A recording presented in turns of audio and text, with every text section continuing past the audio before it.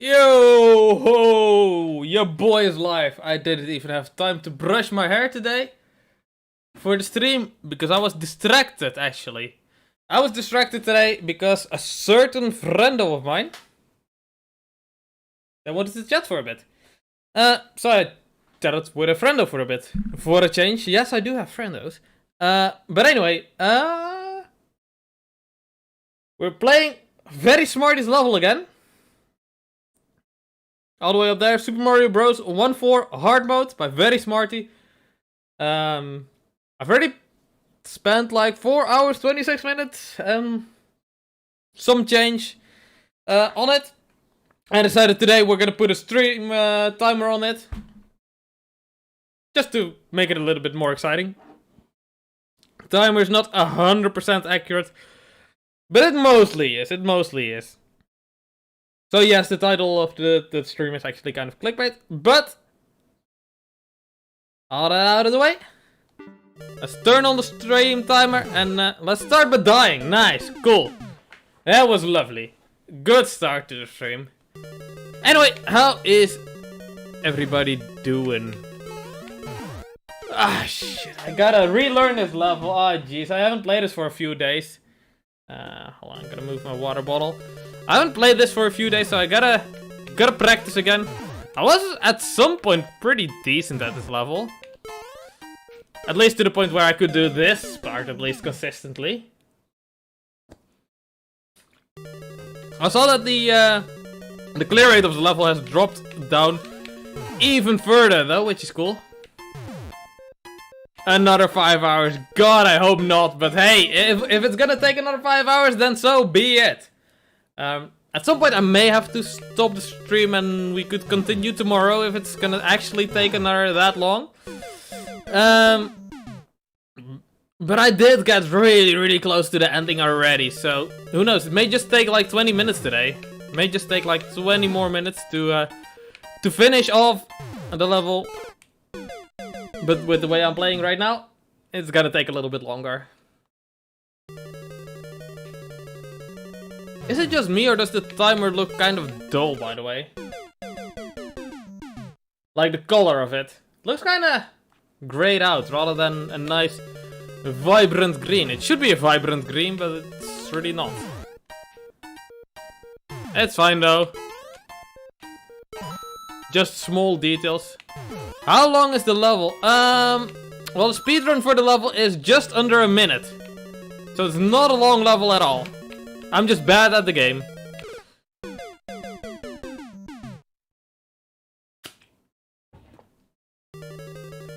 But I guess it's not a super short level either. Like super short Mario levels. Mario Maker levels usually like 20 or 30 seconds or so. So it's like a medium length level, I suppose. I can actually show you roughly what we have to do in this level. I think I have a screenshot of the level saved somewhere. Is it this one? It might be this one. No. No, hold up. I can show you how long the level is. Gotta exit course though, and then I can make a screenshot and then we can zoom in all the way to the map. And screenshot. Okay. So far, what we've done today, we've come to roughly at where the word blade starts, I guess, with the fire bars going up and down there, the vertical part. We've come to that point. And then afterwards there's a bunch with a whole bunch of fireballs going up and down with some fire bars going around. There's a part with some piranha plants. And then there's also a subworld. So it's not too long. It's pretty doable. So as I say, it's very possible that we beat this level today in like 20 minutes. I don't expect it to be that quickly.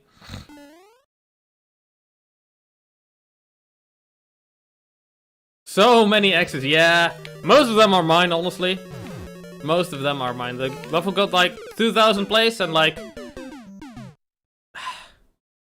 Okay, so how many would be mine? If I've been playing for like 4.5 hours, let's say every attempt takes like half a minute, because most attempts I die really quickly. It's like 2 deaths per minute. So that's like 240. Let's say like 500 deaths, 500 attempts by me, something like that. I'm doing the best I can. Ah, shit. Never mind. I'm not doing the best. Well, I'm trying at least. I'm trying. I do want to actually finish the level though. Otherwise I wouldn't be playing it again. So I do actually want to be good at the game. I think playing the same level over and over again is probably one of the best ways to actually get better at the game. It's the same with like learning an instrument. People always tell you like, if you're trying to learn guitar or piano or something, one of the best ways to learn is just to get the basics down, of course. But to get better is to pick one song that you think is just barely out of your reach. Just a bit too hard for you to do right now. So you spend a lot of time in it. Spend a lot of time practicing it. And that's the way you get better the fastest. I think, anyway. Depends on the person, I guess, and depends on the activity. Because, like, after you play that one song, after you play that one level, of course, the next thing is to find the next thing that really challenges you, but not in a way that frustrates you, in a way that's fun. And makes you want to be better at whatever you're doing. So, for example, this level starts right off with a P-switch jump, and I'm not great at them, but hey, I can get them consistently now. Also by trying new things and understanding why certain things don't work. Yeah. I mean, that's why I'm saying, like, yeah, try a level that's just out of your reach, so that you're trying new things.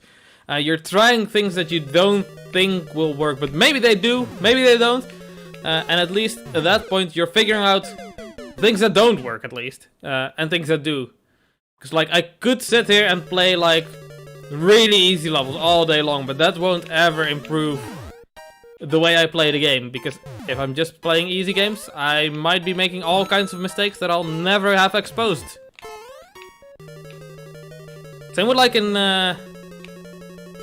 League of Legends as well. If you're playing just against bots all game long, I'm making okay, well, that was a bad cycle with the fireballs. There's a way to somehow manipulate those cycles, which is another thing that I'm actually learning through this level slowly, not completely though, because those balls all spawn at different times. Like when you go a little bit further right, different balls spawn. So you gotta wait on a specific block and then move forward to get the other ones to spawn. Otherwise things will line up in a way that's basically impossible to pass.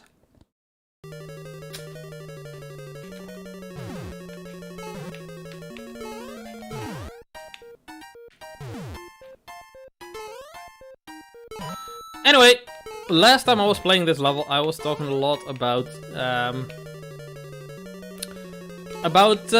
a big old cycling trip I did a few years back when I cycled to Rome with my dad, and I thought I'd continue that chat a little bit. Holy shit, I'm still alive. I gotta focus on the level first. Yo, it's your boy. Why the fuck is this fireball over there? What the fuck is going on? That's not how this is supposed to be. Okay. Yeah. I was waiting for the fireball, but the fireball. Shit. Now, anyway, last time I talked a little bit about a specific church we visited, but I thought, I don't know. There's so many things that it's really hard to pick a specific thing to really talk about. Like, what is even interesting about that trip? So many things are interesting about it that I just don't know what to talk about. Maybe it's actually best to just start from there and then But yeah, I guess brief overview, and then we can think about what might be interesting. So, yeah, I live in the Netherlands, and we started cycling south with like me, my father, and one friend of my father, Louis. Shit. And we cycled. Very first day was actually 145 kilometers. Very first day was actually quite different than all the other days. All the other days, well, every single day, including the first one, I was the main map reader. We used physical maps actually for the entire trip. Not even Google Maps. Just like a couple of dudes out in nature. Well, out in rural areas, I guess, at least.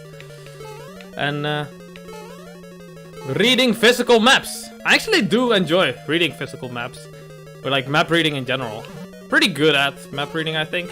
For, I mean, for how far you could... Okay, never mind. For how much you could even be good at map reading to begin with. Like, map reading... Everyone can read a map, right? I'm really good at remembering parts of the map, though. But anyway, for the first 145 kilometers, we went through... we went to a village called Sint Odilienberg, which is a real small village right south of Maastricht, which is a bigger town here, like a city. Which was actually the longest day of cycling we've had the entire trip. And we met up there with my father's mate, Martijn, as well. And from then on, we were 4 people for like a week. But yeah, that very first day, we actually used a different kind of map. Because like in the Netherlands, there's this whole network of cycling routes and such. And there's like little signposts everywhere that have like a number on them. And at every single... They're called... How would you translate it? They're called knooppunten. I don't know how you would translate it. Oh no, I fucked up here. Wait, is the stream doing alright? Is the stream doing alright? It looks as the stream might be fucky. Hold on.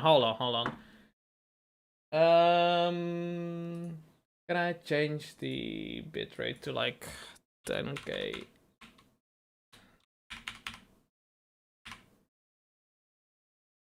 Can I do that mid-stream?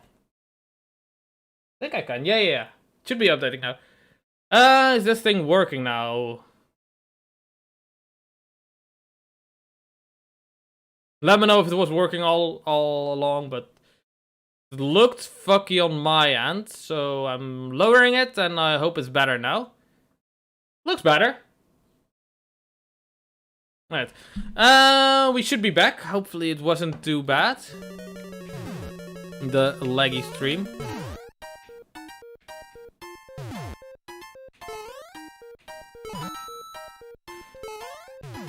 So yeah, I don't know how much of my conversation was lost in laggy YouTube, not really supporting like the 20k bitrate that I was sporting.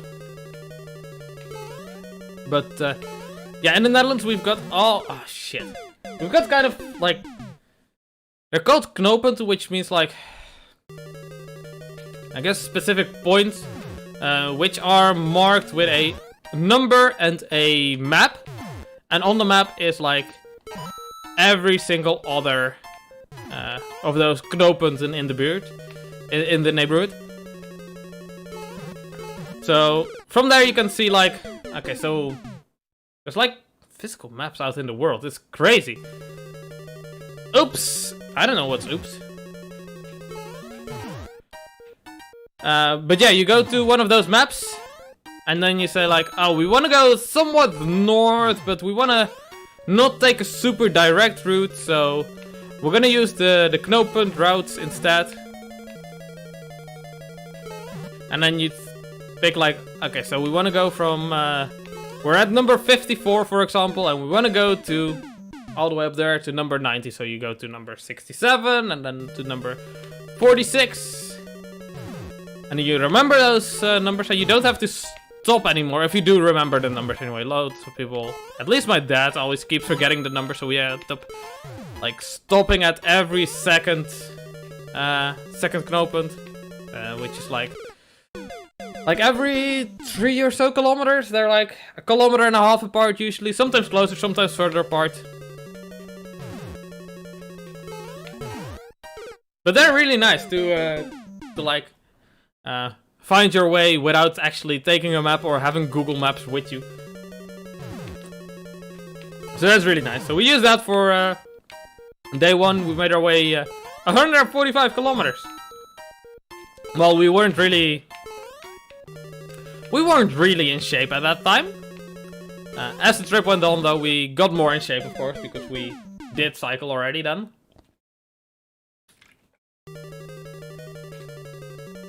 But yeah, at St. Odilienberg, we met up with my father's other mate, Martijn. And from there we were 4 people for a good while. We went south. We very quickly went into... We very briefly touched Germany.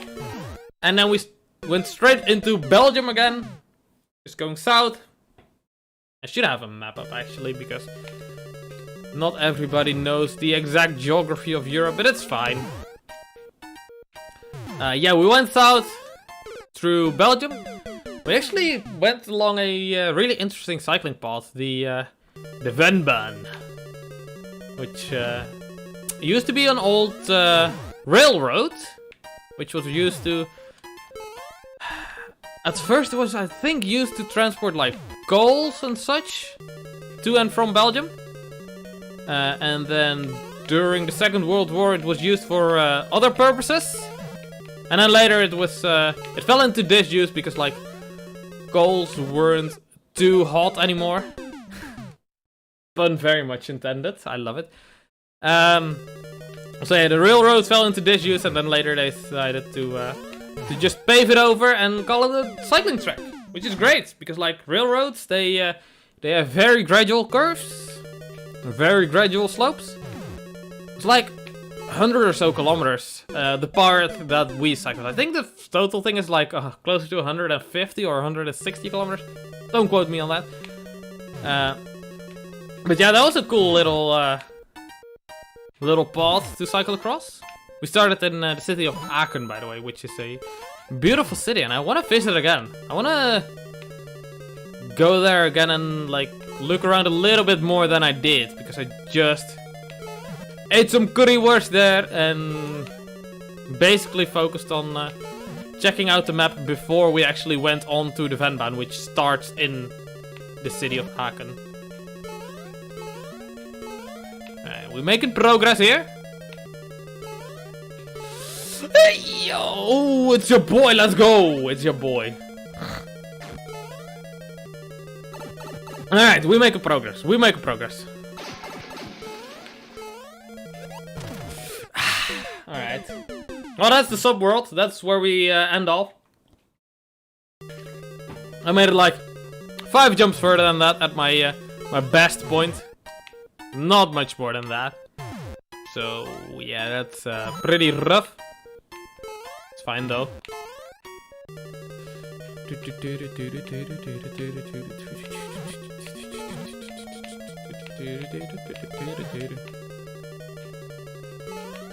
But yeah, currywurst was actually one of the best currywurst that I've ever had. It was great. It was magnifique. Chef's kiss.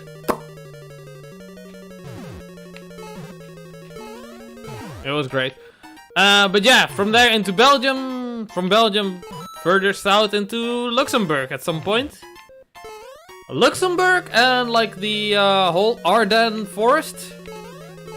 Way more hilly and way more steep than I thought it would be. I thought it would be similar to the Netherlands, maybe slightly hilly. But there was some pretty hefty hills there. Some pretty serious shit. Not like super high in total elevation, but like it goes up and down a lot, so you still have a lot of height gained. Still a lot of climbing to do. But it's fine, your boy always flexing, your boy the best cyclist you will ever see. Actually not. Oh, speaking of cycling, I got new cycling bags. Ooh, I gotta show those. Friendo I was talking with earlier, Kat, she's already seen them, I believe. I think I snapshotted them to her, I think? I can't show them on the bike itself, of course, because like the bike is downstairs and like outside. But it's a great bike. And great bags. I gotta tell you though, bicycle bags, they ain't come cheap. They don't come cheap. Jesus Christ. Especially when you want... Yeah, I'm gonna grab them real quick.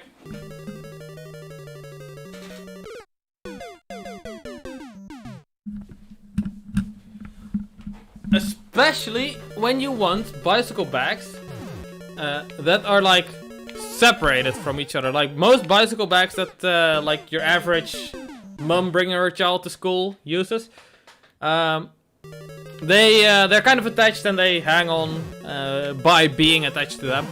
But if you want to have them separate and be able to just remove or attach one of them or any combination of them as you want, they don't come cheap. And as well, they're watertight, so in the rain I'm fine if like all my clothes are in there. I'm not afraid of them getting wet or anything, which is great. So yeah, I've got this bad boy. It opens up like this from the front, which is not very usual for these kinds of bags. They usually open up from the top, and you kind of roll them in on themselves, and they're watertight in that way. But this one's got like a little hood on top, and that's how it keeps the water out. It's slightly less watertight than the other ones that open from up top, but I went with this specific design because I'm able to put a shoulder strap on this one, which is a very important thing to me, especially if I want to go on a solo trip at some point. It's really nice to be able to leave my bike or leave my bags somewhere parked and then still have, still have like 15 liters of stuff with me, instead of like only a tiny little, because I do have another small bag that I could take with me. I could put a shoulder strap on, but those are, that one's a lot smaller, so it doesn't hold as much. Basically, if I put my camera in there, it's already filled. So I can take that one and then have the other one for like, I don't know, some food, some drinks. If I go on a hike, for example, that's one of the things I want to do. When I do more of those cycling vlogs, I want to take the time to explore local areas a little bit more, rather than just go all the way and go for the distance, you know? I think local areas are actually what make like big cycling trips so much fun, because you get to see more local stuff rather than just whizzing by with the car. If you whiz by with the car, you miss so much stuff. And even if you do see it from the window of your car, it's so much different than like interacting with the people. Like going to a very small cafe with some old lady that's been running it for like the past 30 to 40 years. There's just something special about those kinds of things. And your boy! Almost.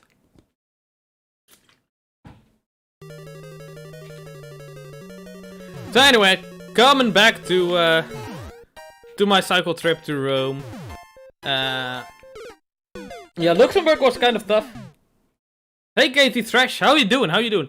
Today we're playing this level, and I'm not stopping until I beat it, but who knows, I might beat it in like the next 5 minutes. So if you do have a level code, you can post it in the chat at any point, and I'll try to remember.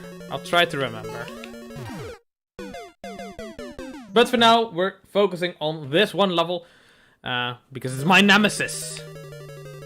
I need to beat it. Yeah, I do hope I beat it.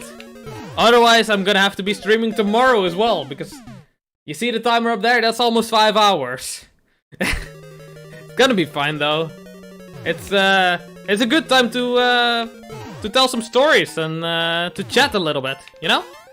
Because like at some point these starting areas, they're getting pretty routine and I don't really have to spend my full attention taking in the level. So that's great. That's why I like this actually. I think I messed up the cycle. It's fine. Alright, we're cool. But yeah, so far I was talking about a trip I took a few years ago where I cycled from my home in the Netherlands all the way to Rome in Italy. Like over 2,000 kilometers of cycling in 4 weeks. So yeah, it was really fun. Let's put that out at the front of the conversation as well. Also, if anyone else has any other topics that might spark my interest, be sure to just say whatever you want. I'm not strictly keeping to this specific topic. If I can go out on tangents, that would be great. I think going out on tangents is when a conversation starts to get fun, you know? Anyway. After a few days cycling on that trip, like, I think it's like day 4 in France. At some point, I think that was like one of the toughest days we've had. It was actually one of the days where I was actually, maybe in hindsight, a bit overly so, but I was a bit concerned about how things were gonna go. Because, well, we cycled using maps, physical maps, and the physical maps, they also told us where like cafes and bars and restaurants and supermarkets are, where you can basically get any type of sustenance, any food, any drinks. And basically we saw on the map, beforehand we saw that there was basically like roughly 100 or so kilometers where there is just no place at all where you can get any food. No campgrounds, no restaurants, no supermarkets. It was very rural. Which beforehand I didn't think was possible in Europe. Ugh, excuse me, that's disgusting. Beforehand I didn't think that was possible in Europe, but hey, there we were. And on top of that, it was also one of the hottest days we've had so far. And the area was very hilly, which only made things worse.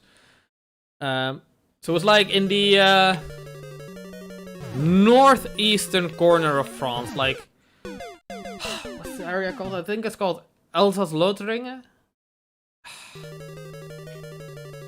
That's how you pronounce it in Dutch anyway. I really don't know what it's called, the area. Elsa? I think something along those lines. Anyway, lots of small villages and farmlands a lot. But most of the villages there were abandoned because, like, there just wasn't anyone living there anymore. I don't know exactly the reason, but it's just a large area of France that was just abandoned, and apparently the government didn't put any money to redeveloping the area or anything. So yeah, that was a really bizarre experience, especially from someone coming from the Netherlands,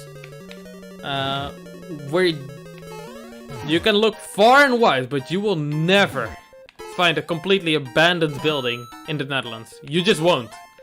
Every building that's been abandoned for more than a few months is either rented out for real cheap or is demolished and replaced with something else.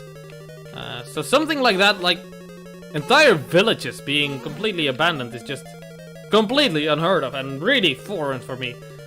I know in the United States there's also a lot of places with abandoned stuff, and some of my friendos in the US actually make it like sort of a hobby to visit those places, which is interesting to me that even exists.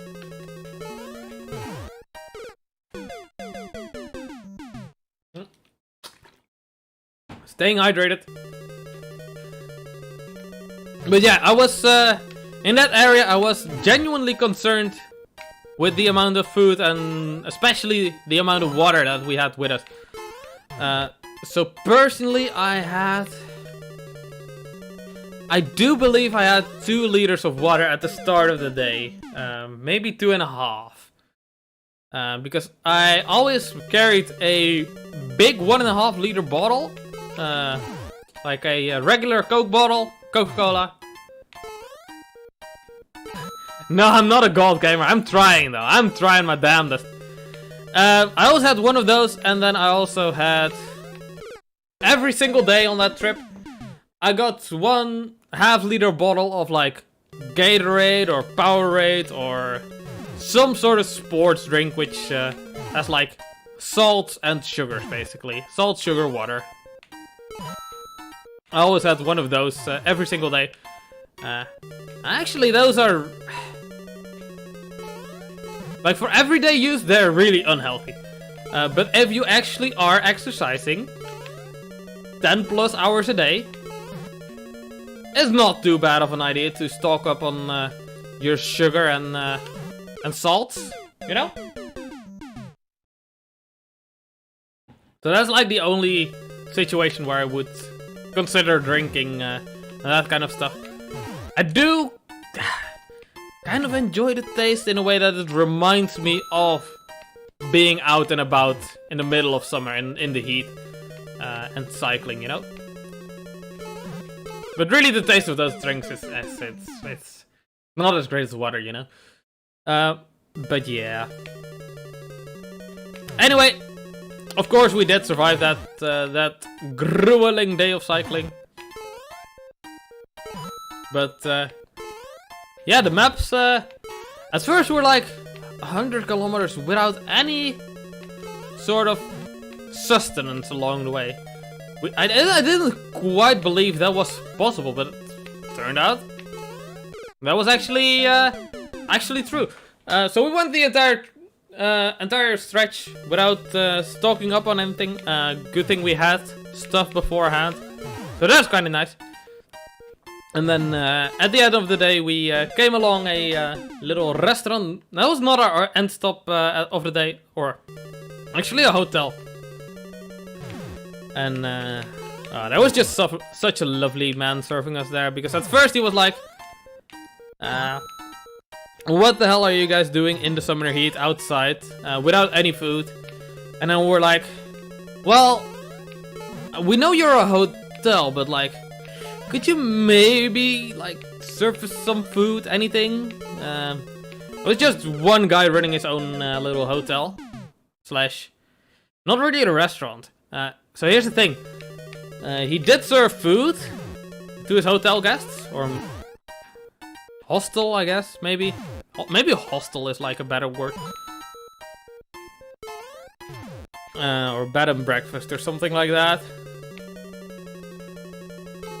But yeah, he did whip up some nice curry for us, which was really lovely. He didn't have to do that at all, because obviously we were not paying for staying the night. We did pay for the food, of course, but we didn't pay for staying the night because, well, we're out cycling, so we wanted to camp somewhere. We like camping. Camping is great. Camping is the best. Especially when you're out exercising. It's really nice to just have a peaceful moment, just to put up your tent. I actually saw earlier someone on YouTube do a stream where they put up a tent and just did inside of it for a few minutes, like indoors, like as a live stream. And I thought that was kind of funny. I thought I might do that at some point. Not anytime soon though, because like I don't really know what kind of stream that would be. That would be... oh shit, I kind of fucked up. I was not paying attention.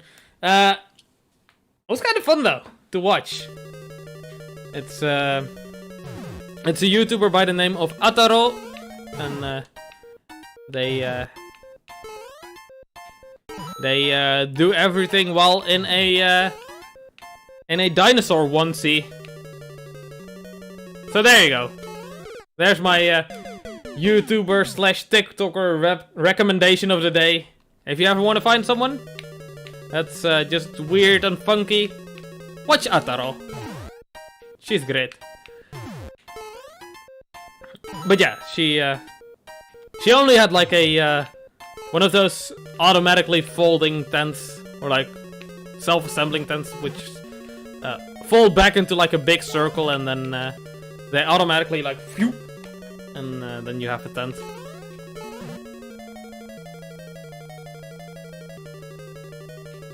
What the fuck is up with that cycle? Shit. Well, anyway. But yeah, that was an interesting experience. Anyway, coming back to the point, we went on cycling just a few more kilometers. It wasn't that far from the campground that we had planned to stay at that day anyway, so... actually remember where we stayed that night.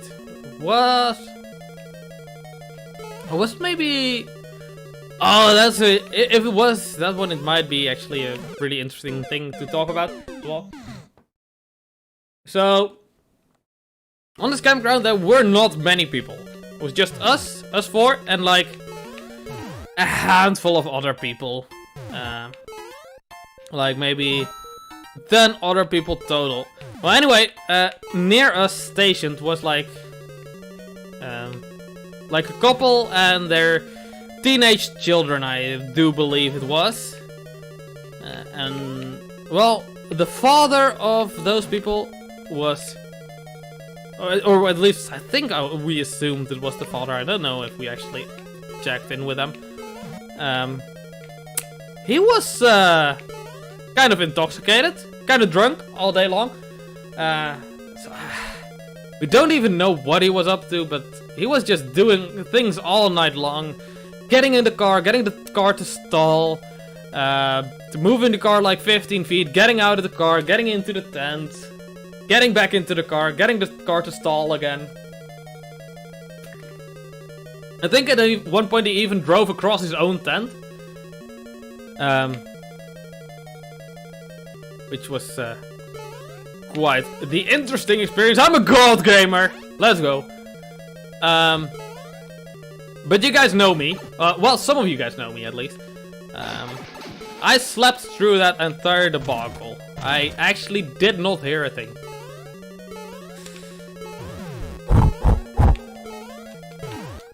Ah, shit. Well, there we go.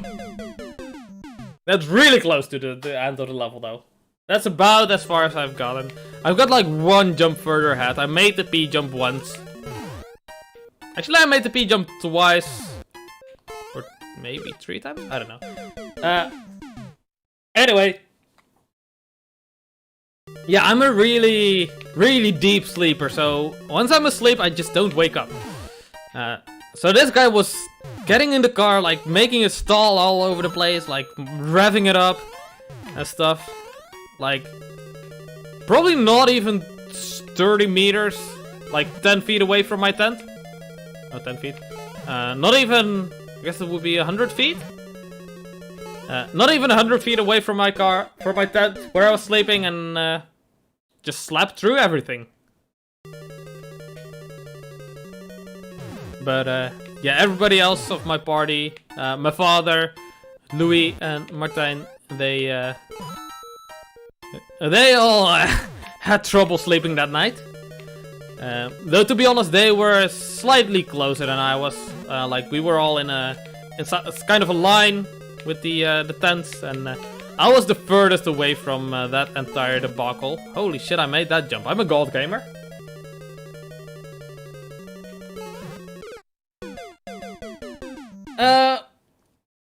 But yeah, that's just some of the weird things that you encounter that you don't really encounter on other kinds of trips, I guess. And that's what I really like about that.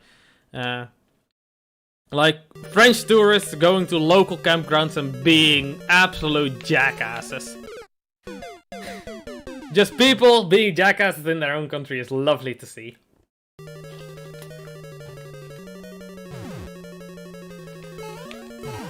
I think from there on, things kind of went up for a while though. In terms of the trip, we cycled through the... what's the mountain range called in France? Did you miss the pain? No, I'm still in pain. I'm still very much in pain. What's it called? Don't remember. It's not the Alps. I know it's not the Alps. Or not the French Alps either. Anyway, mountain range. Our very first actual mountain range was coming up the very next day. With a mountain that was like 700 or 800 meters tall. I don't remember exactly. It's actually... Do I have the booklets? Yes. I'm gonna show you, actually. Yeah. Right, so... It shows, like, height maps every once in a while. So we're gonna take a quick little break to show you the height map. Because it looks pretty daunting, actually. That's Meds. Is this it? I think this is it. Yeah, this is it.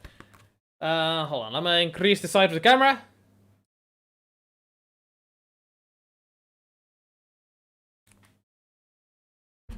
So you can see in here, everything's pretty flat. The quality is so shit here. Everything's pretty flat. And then it just shoot up to, what is it? 820 meters up. So yeah. That was all fun and games. Let's go back to small again though. Very small. Okay, let's go, no. Let's go decently small. Yo, Team Kirby though, I've never actually played a Kirby game. Actually, I've played the demo of the one that's on Switch, but I wasn't really interested in it too much. The gameplay just felt very slow from what I've played. In general, I'm not too interested in 2D platformers though. But yeah, anyway, we were very much psyching ourselves out for that mountain. Like, at that point, our highest peak was probably less than 400 meters. And then we go all the way up to 820 meters and we see the height map. Usually they're all pretty flat and then there's one with actually a hill on it. So we were psyching ourselves out a bit more than was probably necessary. The climb was roughly an hour or so. It's not too bad. It's not too bad. Obviously, me being the competitive little asshole that I was. What's the level code? I'll get it to you in a sec. I probably should have actually put that in the description. Good thing that you're notifying me of that. But yeah, I was very excited to be the first one up top. Ooh, yeah, I'm a pro gamer. Let's go. Alright, I almost fucked that up. Yo. Okay. Sup world, let's go! Okay, we made the platform.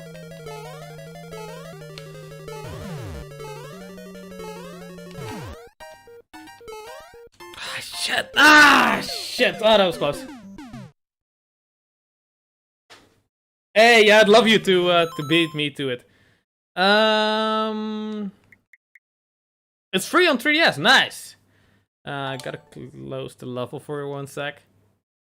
Unless the actual level maker is here, I don't know if he's still here. I'm gonna type it in chat as well, though. You can already copy it from there. But I'd love to see if you can beat it before me. And there we go. And then I pin that message. Yes. And now it should appear at the top. Right? It should. Hopefully. But yeah, you're in severe pain. You're talking to me about severe pain. God damn it. You know what the most pain is? I don't even want to say, but like, I was gonna say uploading to YouTube for over a decade and still being at 200 subscribers. I'm doing really good recently though. I'm actually like making progress recently. But that's just a shitty joke. Like, that's not even funny. It's funny to me, but I don't think it's funny to anyone else. Like, because I am still at 200 subscribers, that's just gonna sound like I'm whining, you know? if I at some point do make it past, like, I don't know, 20 million, then it's gonna sound funny in hindsight. But for now, it's just gonna sound like whining. So, yeah, anyway. I'm just chilling here. But yeah, I really psyched myself out. Yeah, I've been on YouTube for over a decade. I started in 2010. Did I? Or was it 2011? Don't remember. Anyway, a long time. Most of the time I've been very inconsistent, and I was like a 15-year-old when I started though, so it's... I'm not really upset with that. It's just what it is, you know? Like, I can go back to my older content and I can say, yes, I would not watch this either. When I put it like right side by side with other people that were trying to do the same kind of content at the same time. Like for example, I was kind of trying to copy Ito's lab, for example. Or, not copy, but like, I was inspired by him. He was one of the people that inspired me to keep going and just do his style of Minecraft Let's Play, basically. Though, obviously, he made it pretty far, and, you know, when people get either my video or Ito's video recommended, and people see Ito's video, which has a lot more effort put into it, it's not produced by some weird 16-year-old with a weird Dutch accent. I can very much understand why people would watch Ito's instead. But yeah, I'm still a weird Dutch guy with a weird accent, but at least I hope I'm putting in more effort than I was back then. And being more consistent as well. Because that's another thing. When I don't upload for a few months, that's cool. Hey, thank you for subscribing. Anyway, before I went on that tangent, I was actually talking about a trip I took a few years ago, which was a big cycling trip. From, and everybody that's been in chat, you're gonna hear me repeat this every time someone new joins the chat. Yeah, I cycled like 2,000 kilometers across Europe, basically. Ah, shit. I was so distracted by talking. Yeah, first mountain that we come across, we were still with 4 people back at that point. And,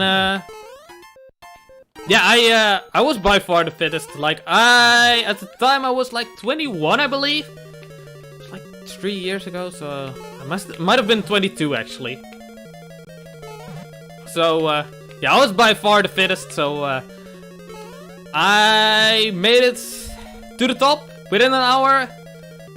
Next guy was my dad, who made it like 10 minutes later, and then another 5 minutes for, well, me sucking at Mario Maker. No, my father's friend Martijn came like 5 minutes later, and then after an hour and a half total, Louis came up to the top. So, yeah. It was our very first mountain, and it was not as difficult as I thought it would be. So at the top, I did drop down to the grass and just lay down on the grass. Because I thought that was what I had to do, but... You know, as soon... I don't know if you've ever had that, but like, as soon as you lay down or like... Like, you're very much prepared to be way beyond exhausted, you know? But then the very moment you lay down, you're like... Wait, I'm actually fine. Or like, when you stub your toe, for example. I recently had that happen, actually, where I stubbed my toe. And I was like, ah, shit, fuck. But then after like 2 seconds, I was like, wait, hold on a second, this doesn't actually hurt. I'm just like, shit, fuck, because I think I need to, because I think I hurt myself, but like, I'm fine. I can just keep on going. Maybe there's just me, though, that wants to be overly dramatic, I guess. Yeah. It's fine though. The guy that came up last though, Louis, he did struggle actually though. For me and the other guys, we were like, yeah, it's a mountain. We definitely just cycled up a mountain. But it's not like Death Mountain from Breath of the Wild, you know? It's not like we cycled up an actual volcano, like an active volcano. And it wasn't too steep either. I think the max gradient was like 8-ish%. Which, don't get me wrong, it's a lot, and it's more than I see anywhere here in the Netherlands. But that's such a rough jump. And because I'm like stressed out and like ba-boom, ba-boom, ba-boom, it's just not working out for me. That's very close to the end of the level, by the way, so as I said, we could finish in like 20 minutes.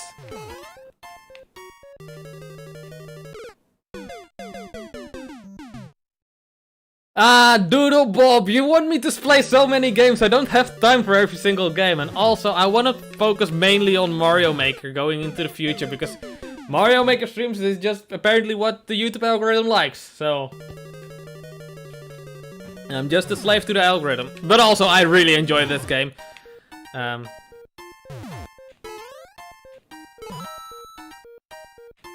No, but Doodle Bob, I will play Calamity.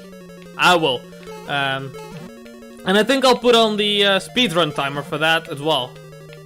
The live split. Not a death counter. I think a death counter would not be fun for me. It would be really annoying and distracting. But I will play Calamity, and I think I want to. It's very stupid. I know it's very stupid. But I want to also add the mod that increases your spawns by 100 times. Please, death counter. Unless there is a mod that puts a death counter automatically. Because the death counter is just going to be too much work. It's just going to be too much work to keep it updated, you know? And you very much know that. Even the regular Terraria already died like 400 times. Ah, shit. But yeah, that's the thing that's coming. I'll look if there's a death counter mod though. If there is, I will add it. But if there isn't, I'm sorry, it's not gonna happen. That's too much pain for me to handle. That's too much pain.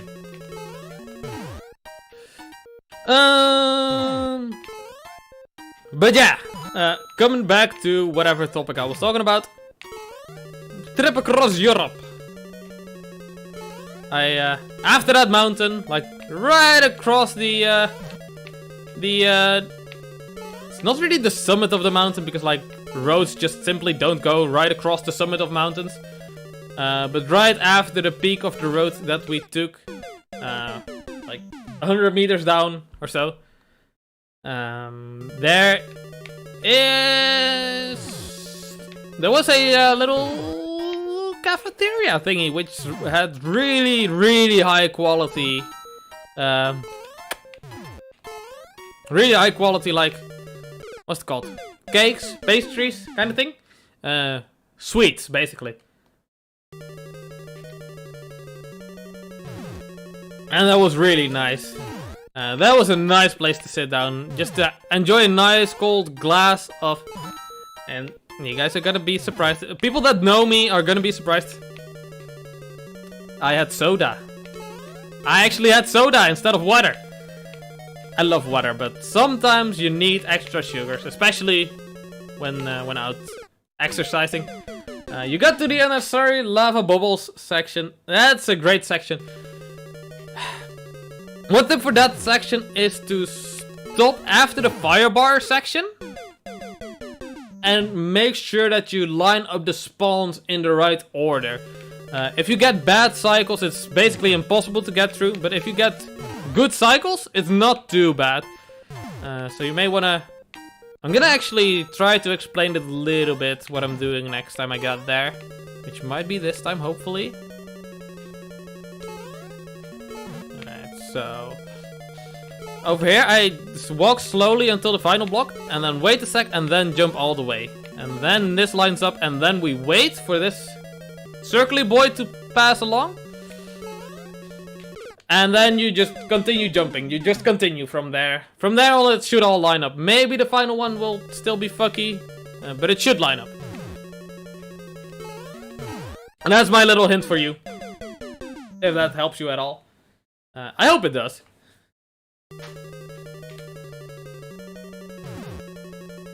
But yeah, after the first mountain, there was actually... pretty much right away, there was another mountain. Way less high and way less steep though. Actually to the point where we're like, wait, did we actually pass the mountain already or did we not? I guess we did.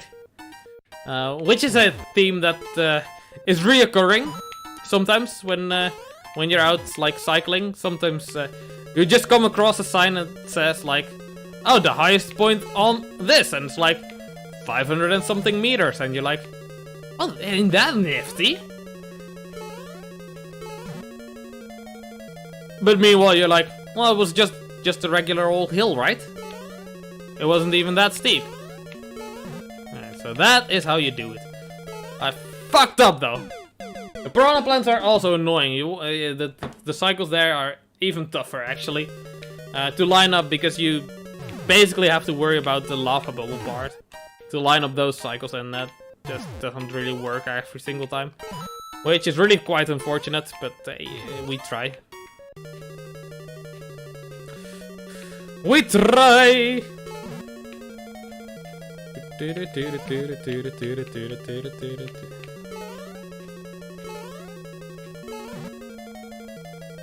So yeah, the very first mountain is actually called the Col du Donon.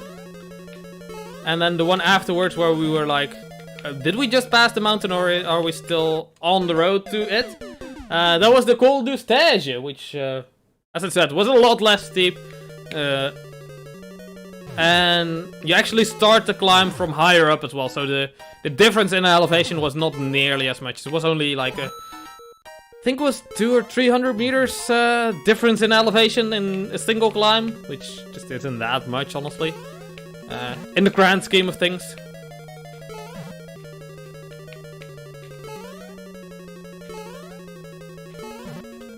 But yeah, at the end of that day, we already said our goodbyes to our first mate. That was actually the second person that joined us. We already said our goodbyes to Martijn. He only got a week off, and well, week was pretty much coming too close for him. So he continued cycling to the nearest train station that day, and we said our goodbyes. Which is what it is. But me, my father, and Louis, we continued on because we're the best around. No, I shouldn't sing. Not just because of the algorithm and the DMCA, but also because I'm kind of shit at singing. But yeah, we after that we like after the Col du Stage we camped again on like a big family park camping with like a heavy focus on like entertainment for children and like a swimming pool and like Wi-Fi and a big restaurant with like fries and burgers basically, but also some stuff like spaghetti, just, you know, regular campground restaurant kind of stuff.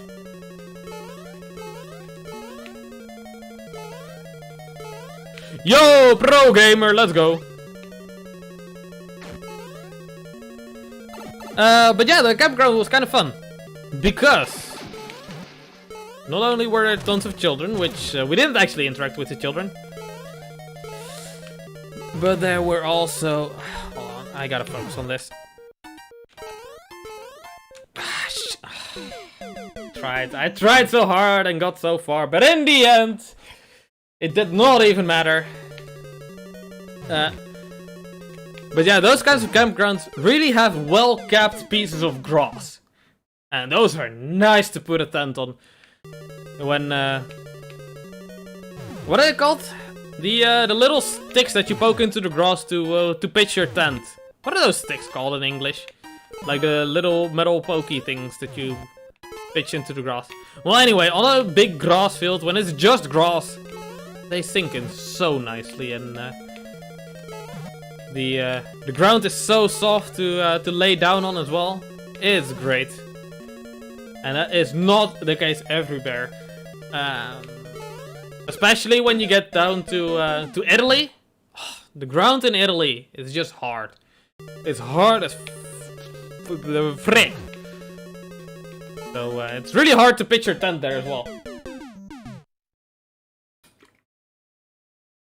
So actually I at that point on that trip I had a tent where you did need to pitch it because the shear lines needed to be put under tension, otherwise the tent would collapse in on itself. The tent my dad and Louis both have is one where you can just put it anywhere. You don't need to. It just tensions itself basically. You put the sticks in the corners and then it makes an arch and then it just stays up. It just stays up on its own. You can grab the entire tent as well and just move it. It's just a very light, like 1.5 person tent. You could sleep in it with 2 people, but usually it's like 1 person and a lot of luggage, which is what we do. I actually got the same tent now though. Actually got the upgraded version of that tent because I am very extra and I like to have the best of the best.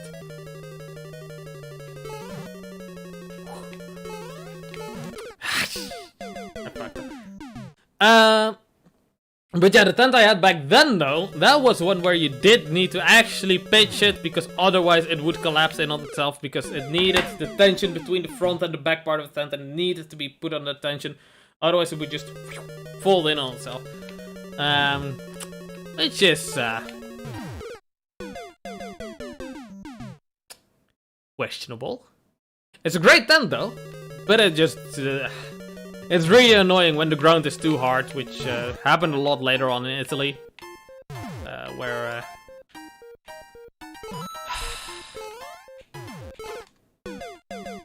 all the ground is basically just dried mud, you know? In Italy, Italy has some really heavy rainfall every now and then, in a lot of areas, where it's like heavier than anything you get in the Netherlands, but it doesn't really rain all day long. It just usually that kind of rainfall comes in the evening and it's gone by morning, you know, which means that during the day when it gets to like 35-40 degrees Celsius, the ground dries all up and it's basically impossible to pitch a tent in anymore because it's basically just rocks and dirt. And it's not loose dirt or anything nice to push the little, I still don't know what they're called, the sticks in where you pitch the tent with.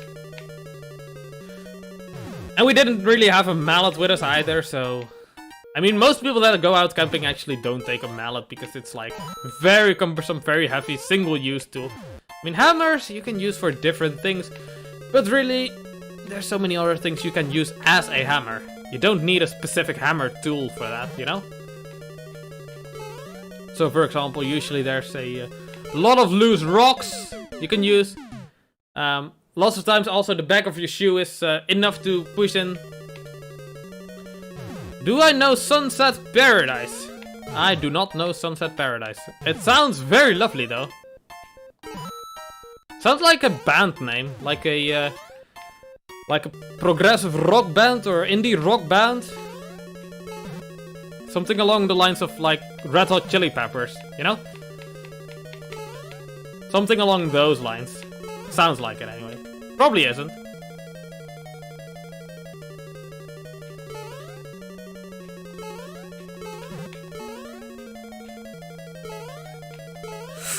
Alright, cool.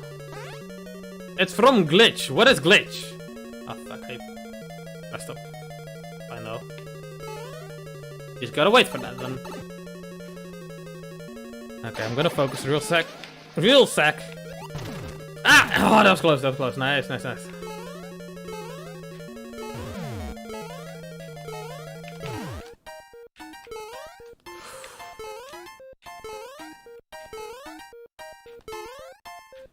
Oh, there's another piece with jump later on as well. Fuck!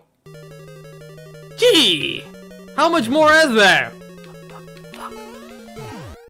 Ah! Pain!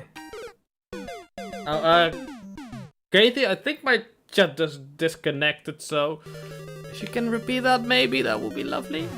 I don't know if you said anything after, if it's from glitch. The last message I see is it's from glitch.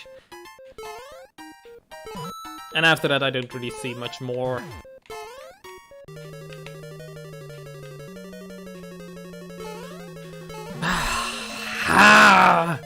New record though, in terms of how far ahead in the level I got.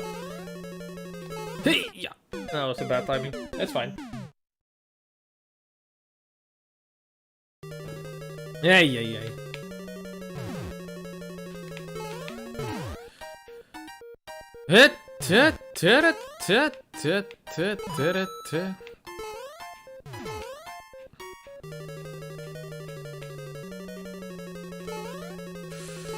Ready. I think I've got good. Yeah. I'm so good at this game. Let's go. I'm actually pretty tired today. I don't know if you guys can tell, but I don't know. I did sleep enough, but it's I don't know. Some days are just like that. Some days are just like that. Can't wait for the weekend though to really catch up on a lot of sleep. Probably gonna stay most of tomorrow in bed. I might go cycling tomorrow as well. Don't know actually. And probably streaming in the evening again as well, by the way. Kind of depends on how awake I am by then though. If I'm... I'll probably stream though. I mean, I've got some mates that are gonna be at home tomorrow, so...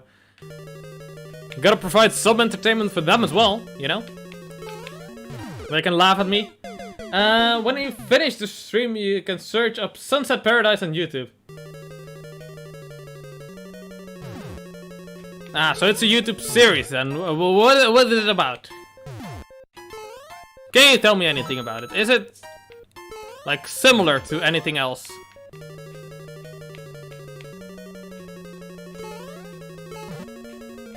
Like, is it a TV show or like a YouTube series?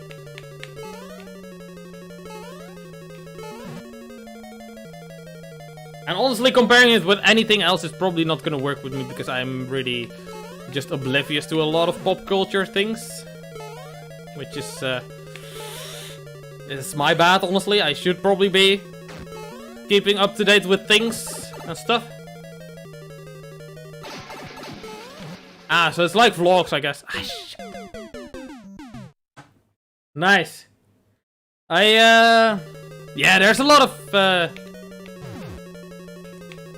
like YouTube vlogs of like travel trips that I do follow and do really look up to, because as you can tell, I really do the cycling bit, and I've got a second channel now on which I've uploaded one of those cycling trips that I've did recently.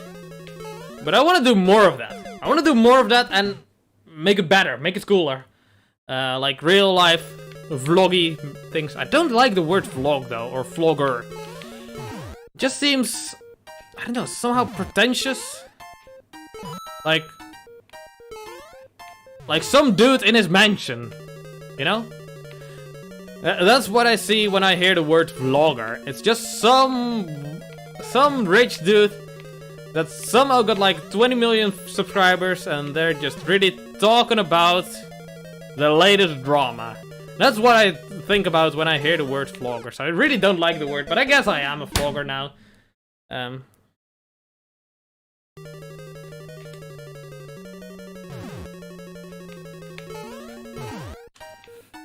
She wants her suitcase back. I really don't know what's going on, but that sounds like good old drama. Yeah, I haven't seen them yet, of course. Now, some of the people that I have watched on YouTube that I do really look up to in terms of what I want to do with my my vlogs are One of them, which is, I guess, the most well-known of them, is Qasxz. He did a big old cycling trip across Japan a few years ago.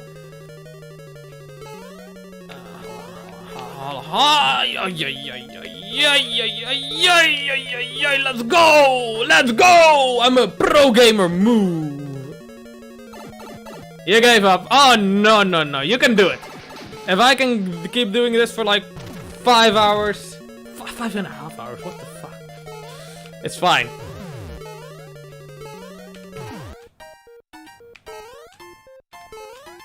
Anyone can do it. Maybe. JK, I can't. I can't. Maybe you can, but I can't. I really just walked off there. That's unfortunate. SMG4. I have no idea about that either. Now I watch Qasxz. He did his cycling video across Japan, and then later on the boys from the Trash Taste podcast, a podcast based in Japan. They also did a cycling tour across Japan. They only did one episode though, but their production quality on that was so cool to see.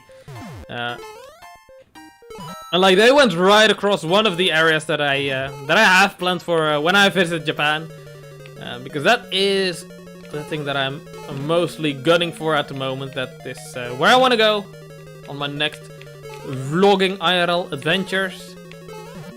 I want to go to Japan with the bicycle. Before then I probably should do like a short other trip, but more like a practice run for the cameras that I've got, because like I've got a new camera that I've not used on an actual IRL vlog yet. That one. But I will at some point. Whether it be sometime this year or sometime next year, I will be using that out and about to actually shoot some footage instead of just take pictures. I've taken a lot of pictures with that camera yet. It's a great camera. I love it. I love it so much. It's so good. So yeah, that kind of also comes back to me putting more effort into my stuff right now than 10 years ago. Or over the past 10 years. I'm actually like physically investing money in my product.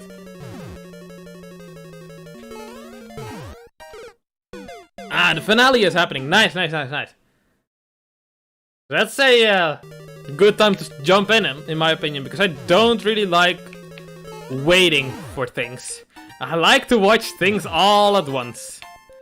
I like binge watching if I can. Or maybe if not binge watching, at least like 1 or 2 episodes a day until I'm finished. Maybe that also counts somewhat as binge watching, I guess. But it's not like all in the same sitting, but like at least not a week or more in between each episode is the way I like to consume things.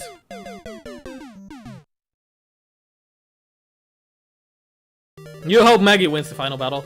Well, I have no idea who Maggie is, but I'm gonna be gunning for her with you. Just because I have no one else to be gunning for, I guess, either, so I guess, why not? But yeah, in terms of other IRL content, there is also the beautiful man, at motherfucking Pratt. Edward Predardo. He is actually insane. He is ridiculous. So whereas me and the other lads that I just mentioned, they cycle across the world on a bicycle, where you have you can have rear panniers, you can have front panniers, you can have a steering wheel back or handlebar back. I mean,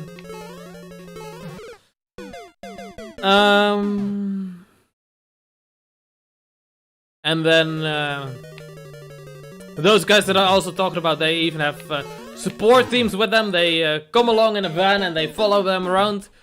And they also have the budget to eat at restaurants every single day. No, Al Pratt.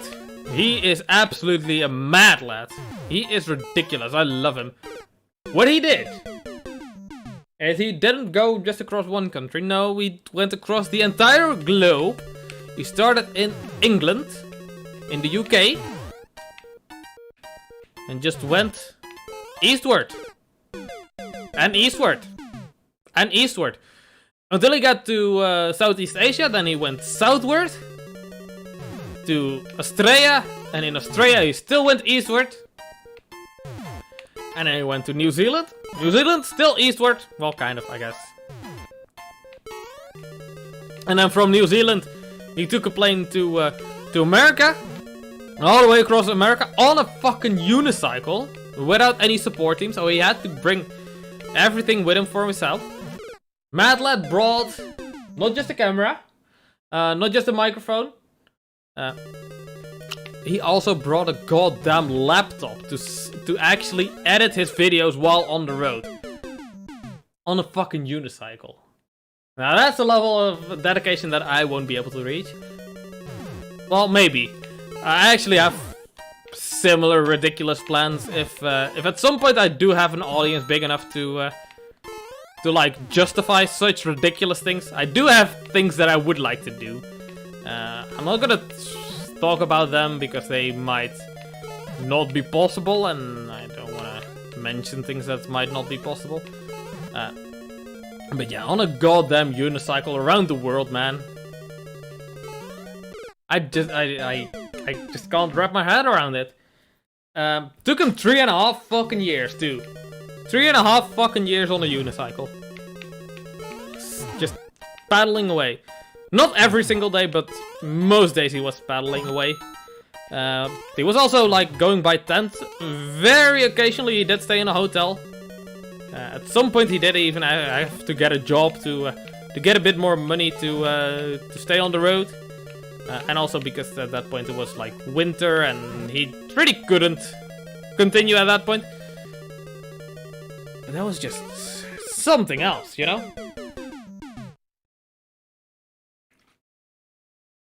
Ridiculous. Ridiculous.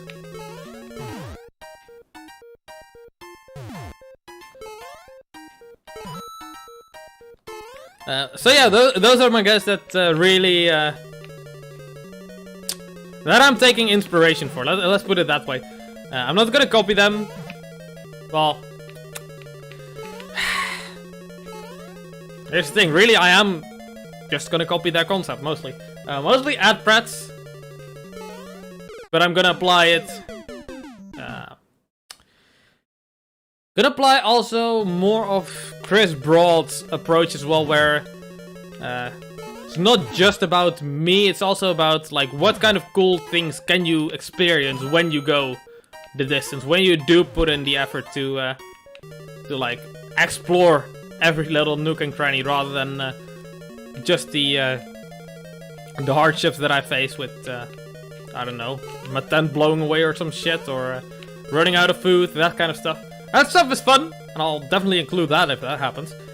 But I also want to spice it up with like, I want to go to Japan, like in Hokkaido. There's this really cool park that is really off the beaten bush, but it's really cool, and there's like 5 lakes there, and you have to have like bear protection. Like there is actually a park like in the northeastern corner of Hokkaido, Japan's northernmost island. There's actually a park where you're not really allowed to enter most of the year. And the times of the year that you're allowed to enter, it's either with a guide that is trained in bear protection, or in very specific times of the year you're able to enter on your own. But you have to have bear protection training, or like a crash course in bear protection beforehand, which is just really cool. Kind of scary, but if I'm able to enter that park, I would really like to. That sounds like a lot of cool content. You know, it's all about the content. Even if I got mauled by a bear, it's worth it. Why am I doing such things? As long as I get some good footage out of it, right? And a good story. I mean, even if I do land myself in the hospital with that shit, it's good content. You know? No, but seriously, I'm taking care of myself. I'm not gonna do too stupid a thing just for the content. I am stupid, but not that stupid. I'm not gonna actually risk my own life.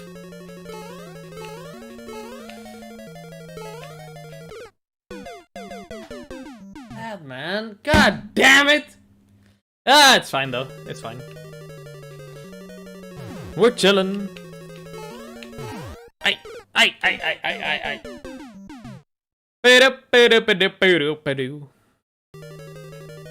But yeah, coming back from tangents upon tangents. A few years ago, when I was cycling with my dad, yeah, so, we made our way across France. Well, almost all the way across France. We made it, to a campground roughly like 130 kilometers away from the Swiss-French border, from the town of, or the city of Basel, which is what our next destination was.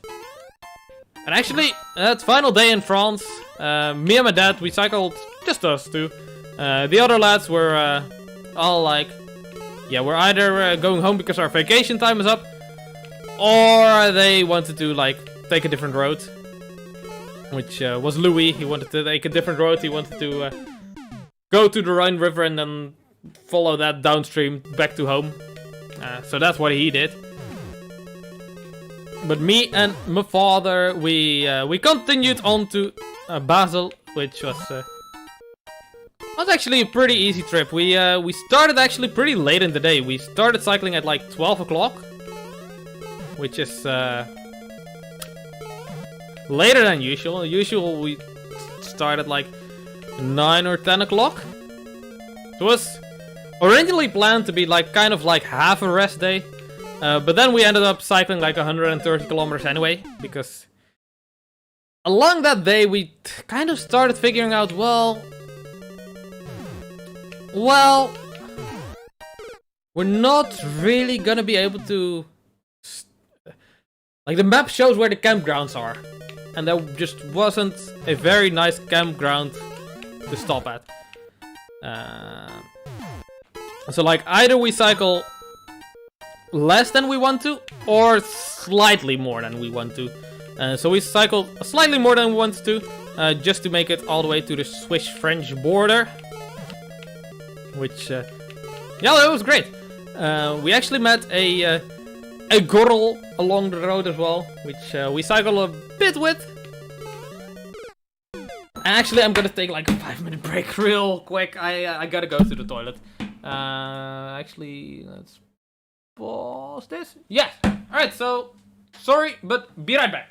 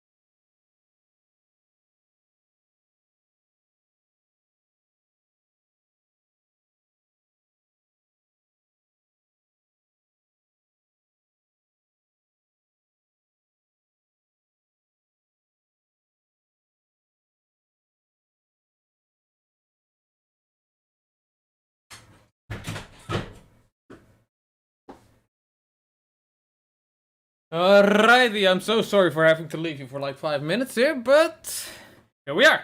We're back. And we're playing Mario. Alright, resume. Alright, here we go. Whew. Try to make it as quick as possible. Don't know what I was on again before I had to leave though. It's fine though.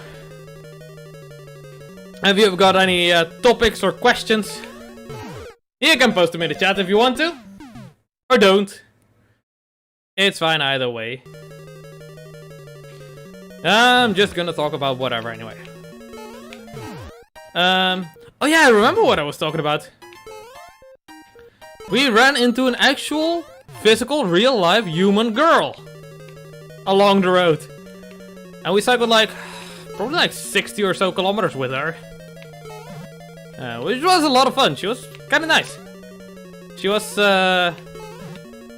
actually on her own cycling trip from the Netherlands as well. And she was out there to visit her friend who lives like 600-700 kilometers away in Basel. So she was like, I'm just gonna cycle over there. Sure, just to visit my friends for a few days. As you do. Very casually cycle. Like halfway across a continent. Just to meet up with your friends for a few days. I mean, I'm saying that as if I wouldn't do the same. Actually, I wish I had friends that lived like roughly that distance away from me. Because that would be a lot of fun. Not like the kind of friends that you could meet daily. But the kind of friends where you could have a great time just going over there. You know? Too bad all my friends either live across the sea in Britain or here in the Netherlands actually. Also, I have a few friends. Or they live all the way over in the United States and I'm not going to be able to cycle from here to the US. That's just a thing that's not really possible.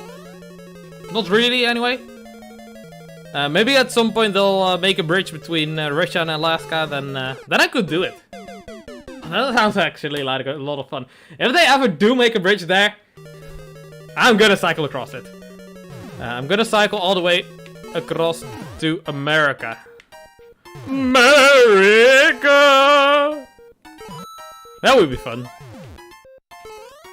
That would be like a few months journey though.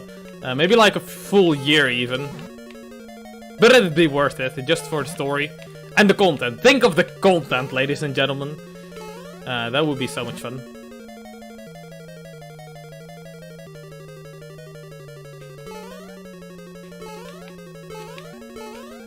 Yo, ya boy, the pro gamer. The pro gamer, let's go. Alright, let's continue focusing on the game for a sec.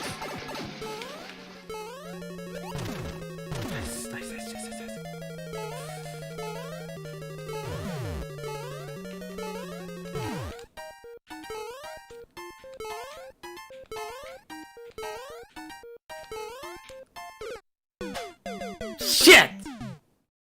Sorry. That's close though. That's pretty cool. Wait, hold on. What the fuck am I doing? I was looking at something else for a sec, and I don't know why I was looking at that. Yeah, anyway,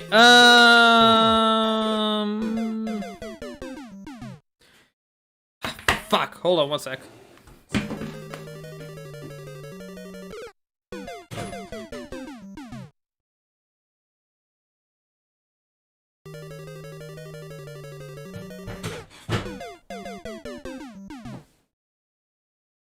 The washing machine was done and it was beeping, so your boy had to stop the beeping for a sec.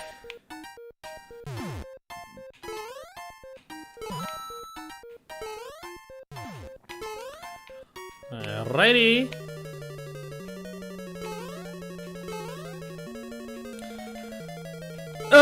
But yeah, in Basel we actually stopped at probably the crowdest campsite I've ever seen. Like my tent was actually nestled like right next to a camper or caravan or whatever it is. Hey, very smart, how you doing? I'm still playing your level and I put on a timer. We're closing in on 6 hours. It should be roughly accurate. I did check the previous streams how much time I spent on the level, so it should be roughly accurate. I didn't do it to the second exactly, but roughly, so it's fine. It's not like I'm uploading to speedrun.com anyway, so it doesn't really matter too much. But yeah, in Basel there, or actually in what's it technically called Hohentangen, where we were? However you want to pronounce that, I don't know. A very small village, like right across the river from Basel in France still. Because Basel is right on the corner of the border between Switzerland, France, and Germany. And we were like right on the French side of that corner.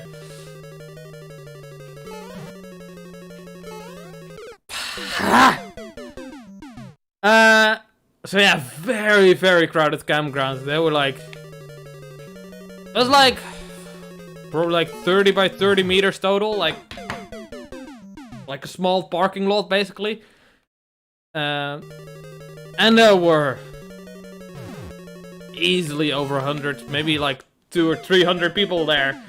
So yeah, my tent was like kind of nuzzled, like almost underneath someone's camper or caravan, like underneath the thing where it attaches to the car, whatever that's called. I don't really know English words. English word hard, alright? So yeah, that was really interesting. That was an experience.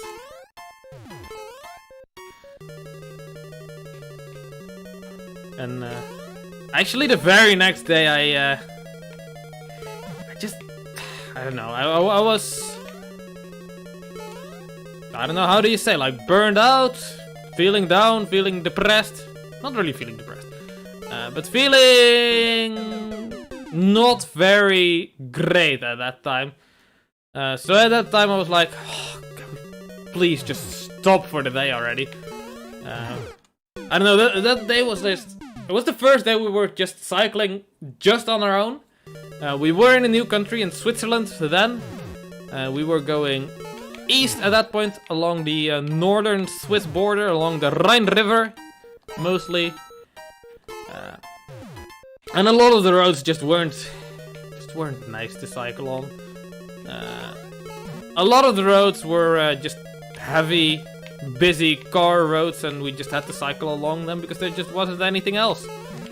That's just all there was. So yeah, I hate cycling along roads where you have to share the road with cars.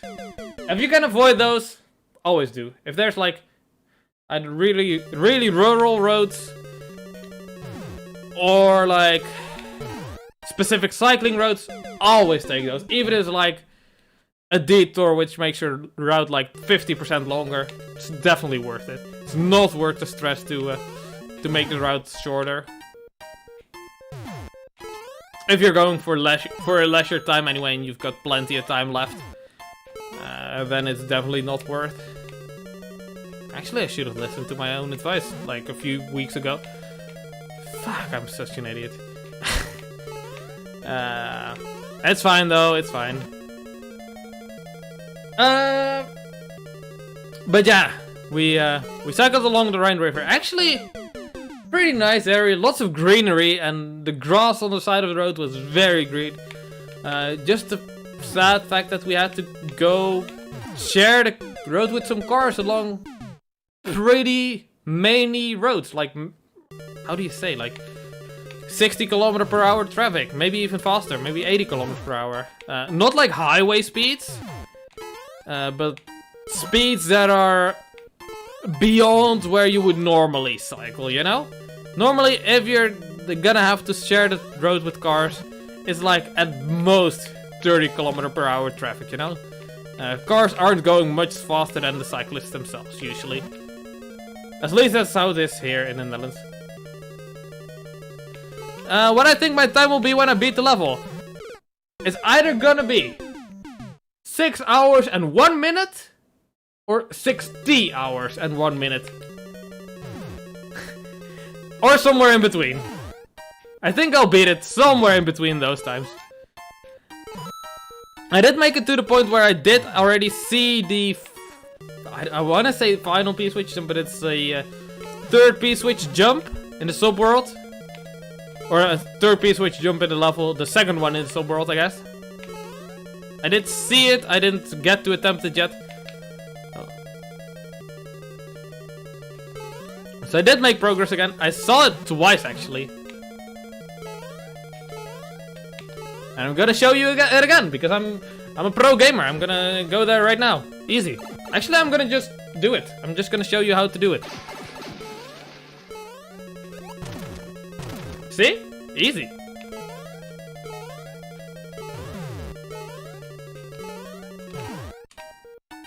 JK!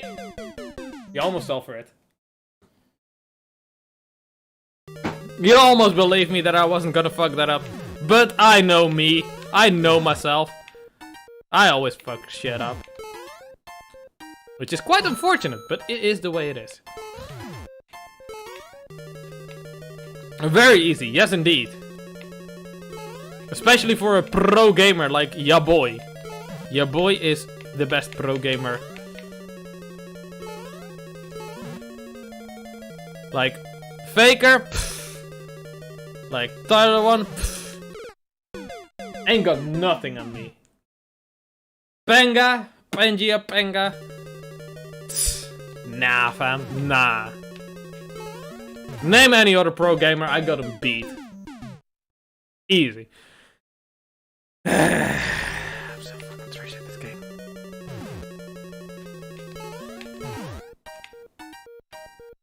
I should whip out the timer for more levels though. I think it makes it a little bit more fun.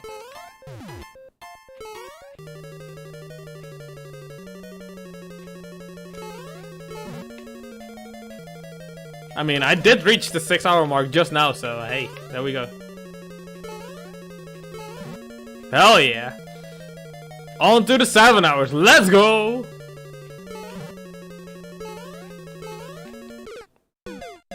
Especially if I'm gonna do shit like that, this is gonna take a while.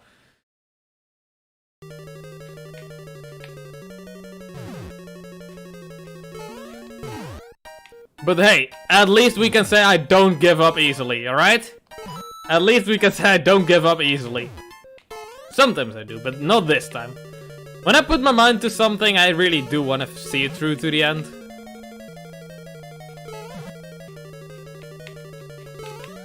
Same as with the cycle trip to Rome that I was talking about. Which was like 4 weeks of physical exercise. And look at me, I'm a scrawny ass dude. I don't go outside. I'm pale as shit. Actually, I'm not that pale. It's just that the light. The light is actually very bright. I should get some better lights, actually. I'm gonna put this off. But then it's too dark, you know. I hate it so much. I hate it here. I hate my lights. I need to get better lights.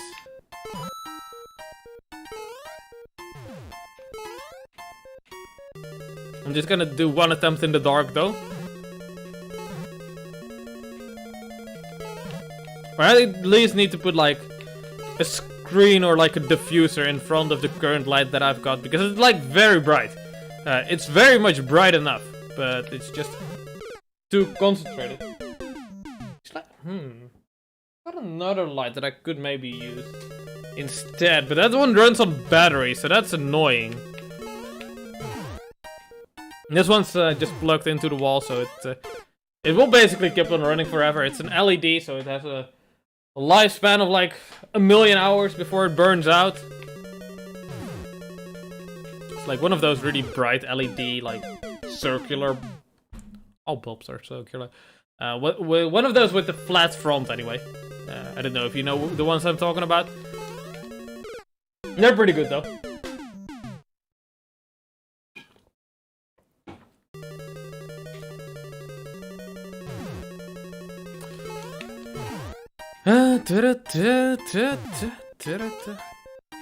But yeah, very smart. I was mainly talking about something I talked about in the last stream of this level as well. My cycling trip as well. But if you have any other topics, let me know. I'm very flexible. I love going out on tangents and exploring different things. And I think me really telling my basically vacation stories might be slightly boring. Oh no, I fucked up! But if you don't have anything better, then I'm just gonna have to continue with that. Because it's the best I've personally got.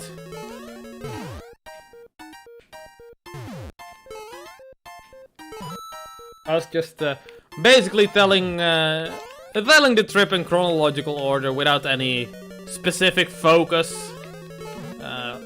Last time I streamed this level, I did focus on a very specific event. So if I do come across an event while telling it that I want to talk a bit more about, then I'll try to. Excuse me, that's disgusting.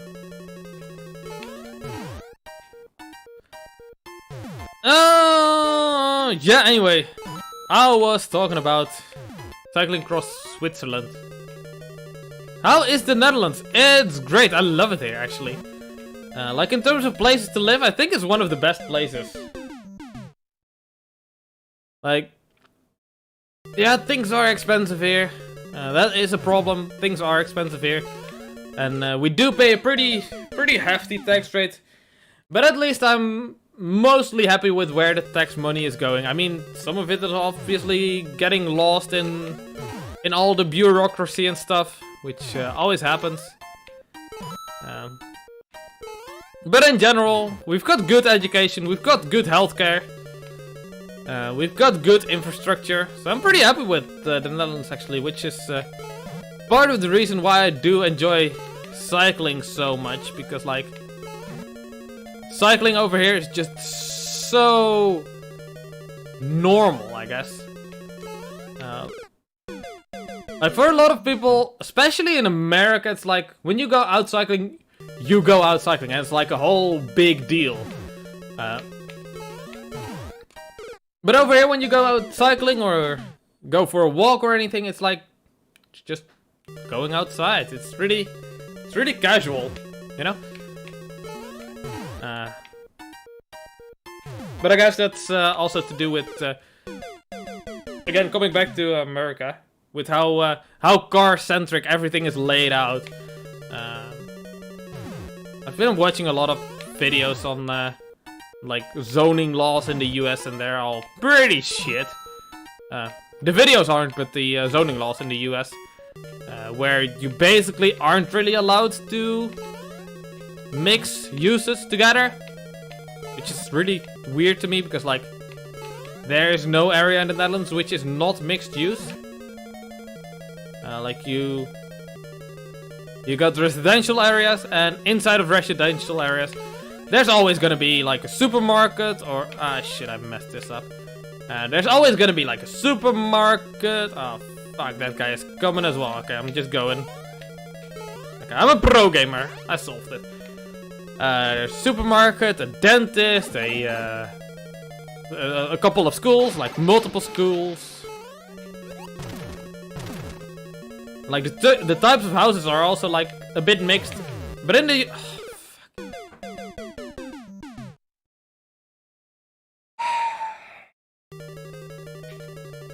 in the US, what surprised me is that a lot of areas, it's very much illegal to like build, for example, just a little apartment building with like 20 or so apartments inside of an area that's specified as single family homes. Which did surprise me. But yeah, that's the thing we don't really have in the Netherlands. In the Netherlands, you can put any kind of home. Well, it's not completely a free-for-all, but like, You get all kinds of homes intermingled together, and that makes like things more interesting. You can have apartment buildings and just regular homes. Not like the huge estates that you have in the Americas with like big lawns, but like just regular sized homes. For like small families. Oh, it's fucked up the cycles. It's fine, I'm a pro gamer. Never mind, JK. And then in terms of cycling, there's the cycling paths, and the cycling roads, and cycling highways. But actually what's best about cycling in the Netherlands is that even if there is no specific cycling path, cycling road, or cycling highway, and you have to join up with car traffic for some reason, which does happen every once in a while, it's always in such a way that cars just don't interfere with you at all, or the traffic is so slow that it doesn't really matter either. But that also makes cycling a little bit boring at times to me. Like, to me it's like, oh, hold on, I'm a pro gamer. Okay. Let's go.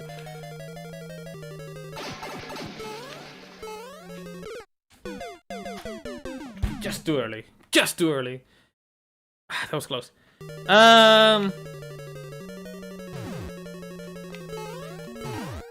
That's what I like about cycling in other countries, though. Around, I have cycled in North America a little bit, but yeah, Okay, I'm gonna skip that one for 1 sec. I'll get back to that. Hopefully, I remember. Cycling around other countries in Europe is what I've done most, though, and what I always like is that the cycling roads across Europe, they don't really care about being too steep or being slightly uncomfortable. That makes them interesting to me. Like, in the Netherlands, they're all perfectly smooth, perfectly paved. In the winter, even the cycling paths, they are, what do you call them? They put salt on the road to reduce the ice. They're de-iced, the cycling paths, even like rural ones. Well, not all of them, but a lot of them are. All the ones that are regularly used anyway. And the Netherlands is also so damn fucking flat that wind becomes a huge issue. And I hate the wind. I don't like the wind. I wish we could turn off the wind if we could.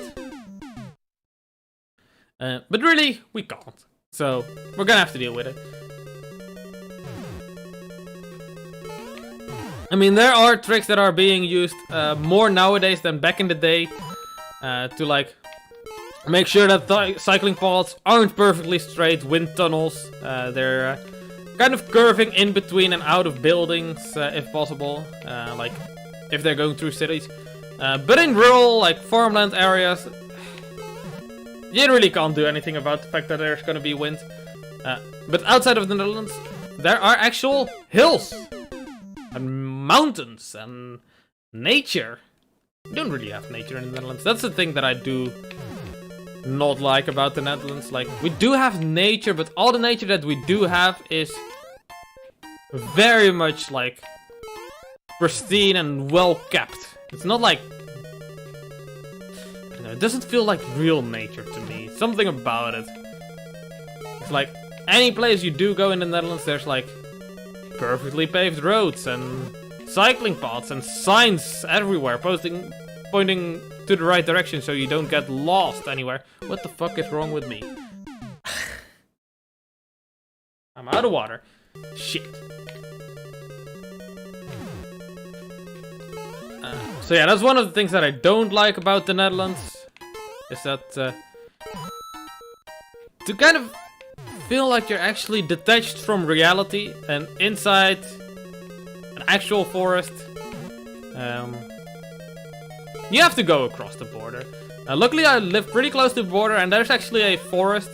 The Reichswald, pretty near me, in Germany, which is exactly that. More hilly, and there's just no signpost. So if you take a wrong turn in there, you just won't know for the next 10 kilometers. Well, maybe not 10 kilometers, but like 3 kilometers, because it's like not a huge forest, but it's way bigger than anything we've got in the Netherlands. Ah, Florida, that's also pretty flat, yeah. Oh yeah, I wanted to talk about where I've cycled in the US. I've cycled in 2 cities, only city cycling, no outdoorsy mountain cycling, which is the kind of thing that I actually enjoy most. The mountain cycling, the going out in nature into a forest. I've cycled in New York City and in Washington DC. In New York City, we only went like 2-ish kilometers to a nearby Dunkin' Donuts to get some actually breakfast. Is that normal? To get breakfast at something like Dunkin' Donuts? We did anyway. Because, you know, we were on vacation and there was like a Dunkin' Donuts. Is that really normal? No way, that can't be normal, right? To get some donuts for breakfast? No, I don't believe it. I mean, then again, you guys do eat pancakes for breakfast, so like... You know, anything goes, I guess. You guys eat dessert for breakfast anyway, so why not donuts?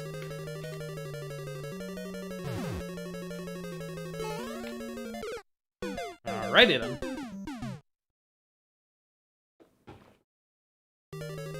But yeah, in New York City, we only cycled a few blocks, me and my mum. And that was like in a... I guess it's a suburb. Hold on, Doodlebob, I'll get to your message in a second.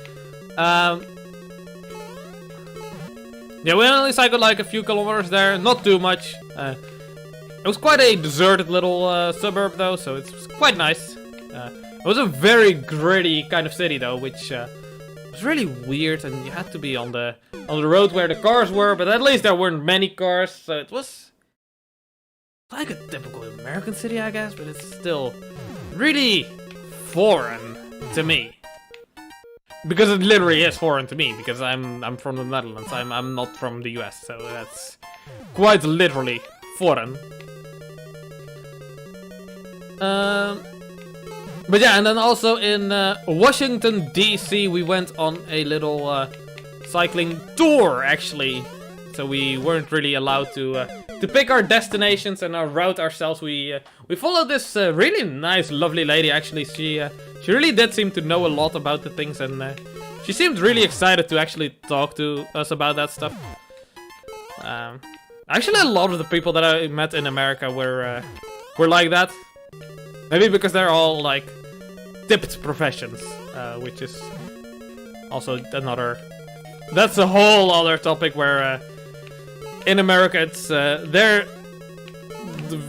like required to be nice to you. They're not really allowed to just do their job. Like their job is to be overly nice and enthusiastic about things.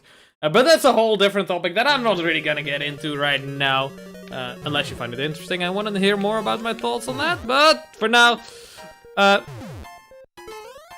yeah, we cycled in Washington DC, and there was a was basically visiting all of the different monuments and not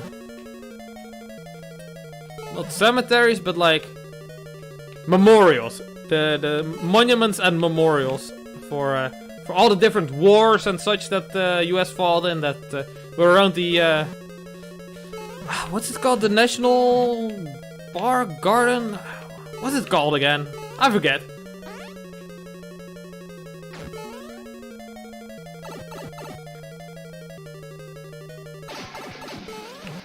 Okay, Doodlebob, you gave a tip for Calamity. I'll read into Calamity when I get to it. For now, I don't know anything about Calamity. How's winter up there? Because there's no snow in Florida. Well, there used to be snow, but there really isn't anymore.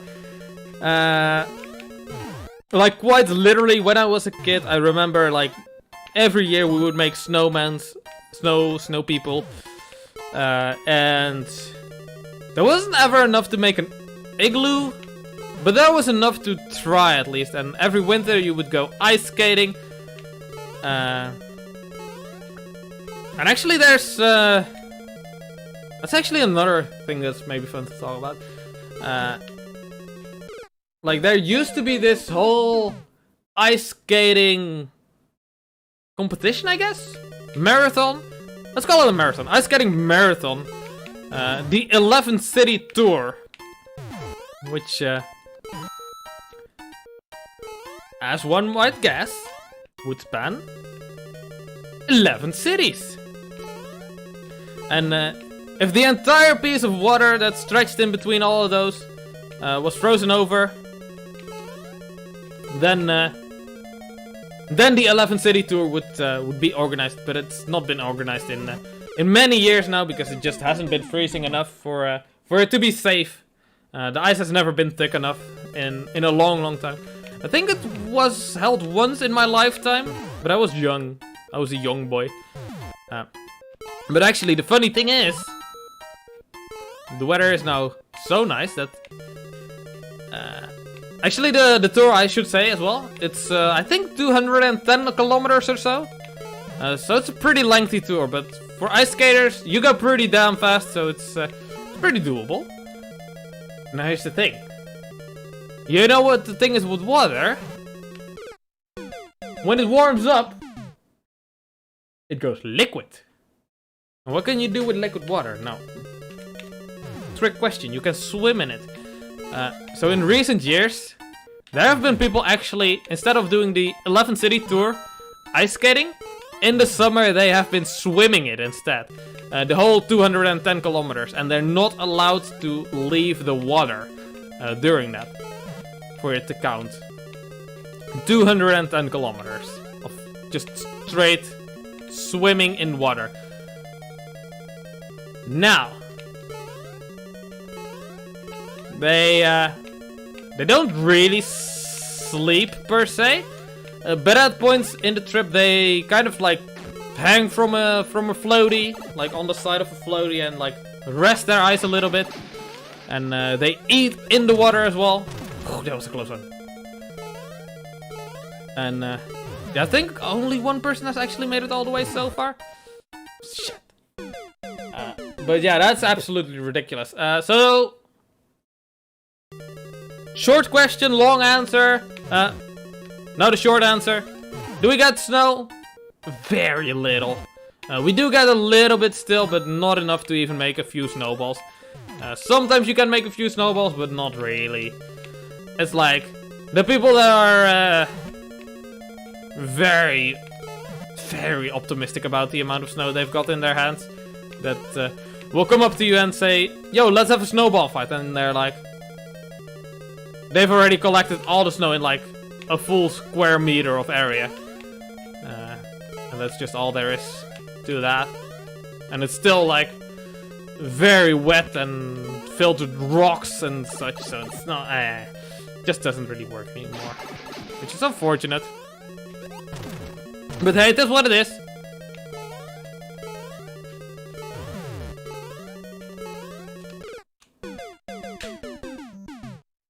I can do it.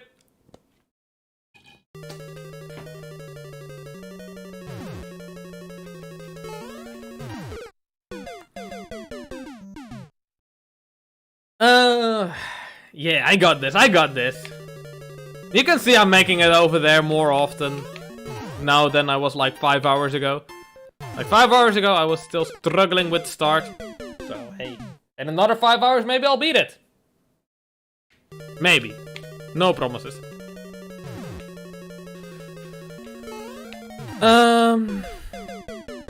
What was I talking about? Let's unwind the clock of tangents again, though.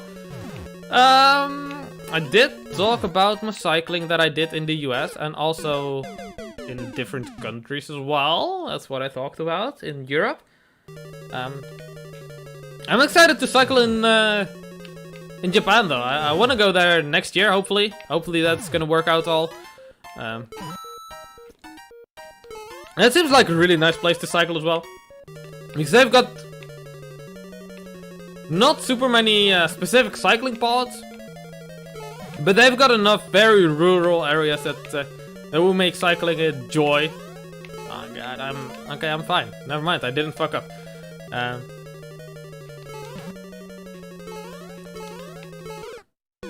What's that cycle? Come on, bruh.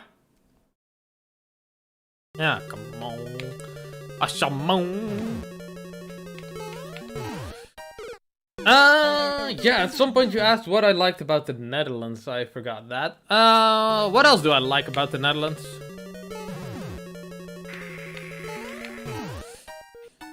I don't know, it's hard to say, you know? It's really hard to say what you like about the place you've been your entire life. Like, I could ask you, like, what do you like about Florida? Is it the alligators, the food? Actually, the food is one of the things that I... Ooh. Certain things of food I really like about the Netherlands, but certain things of food I really don't like. Like, we're not good with seasoning. Like, as much as it's a stereotype that the British are bad with seasoning their food, the Dutch are worse. Like, at least the British use salt. You know? When they cook food. Salt, pepper, maybe some paprika if they're feeling especially adventurous. In Netherlands, maybe salt if we're feeling adventurous. Or like nutmeg. Nutmeg is one of the spices that people do traditionally use, but people usually actually skip it nowadays. Oh my god, there's more B-switch jumps up there. Why did you do that? And why is the spike up there? You're not allowed to do that, man.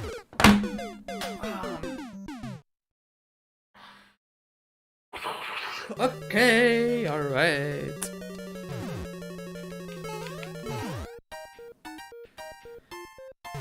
Oh boy, my YouTube chat is disconnected as well, so I can't really see your messages at the moment. I don't know why it does this every once in a while, but apparently since yesterday it's been disconnecting every once in a while.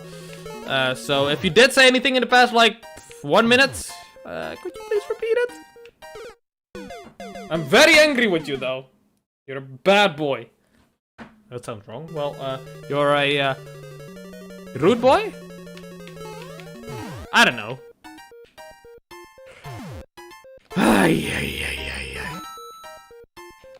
It's not that B-switch jumps are too difficult on their own though, but like also switching the direction and like doing a small jump beforehand. That sounds like a nice old time. That sounds lovely. Sounds like something I can definitely easily do. No worries, no problem. I'll just clutch it next time I get there. Like, what's the worst that can happen? I can die, right? Nah, I'm not gonna die. I'm the best. I'm a pro gamer. We can be pro Fortnite gamers. #1 victory royale. Yeah, Fortnite, we about to get down, etc. You all know the song. I'm not gonna repeat it to you. You all know the lyrics. Actually, I hope you don't. For your own good, honestly. It's good to be keeping up with meme culture, though. It's good to be keeping up with meme culture. It's a lot of fun. Memes, they're the best.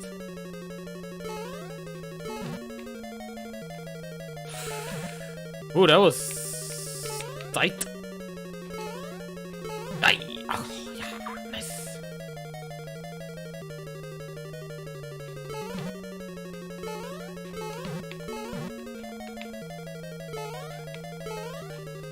Pro gamer. Okay. Oof, that was close. That was close.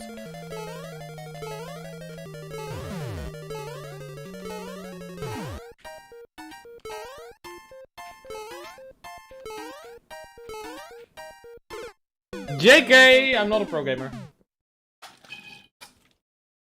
Still need to refill my water. Because I haven't yet. But yes, as I'm saying, I am getting better at the level. Hopefully I'm getting better as a Mario player itself as well. Like, that's one of the reasons why I keep grinding this level, because I think that focusing on one specific thing will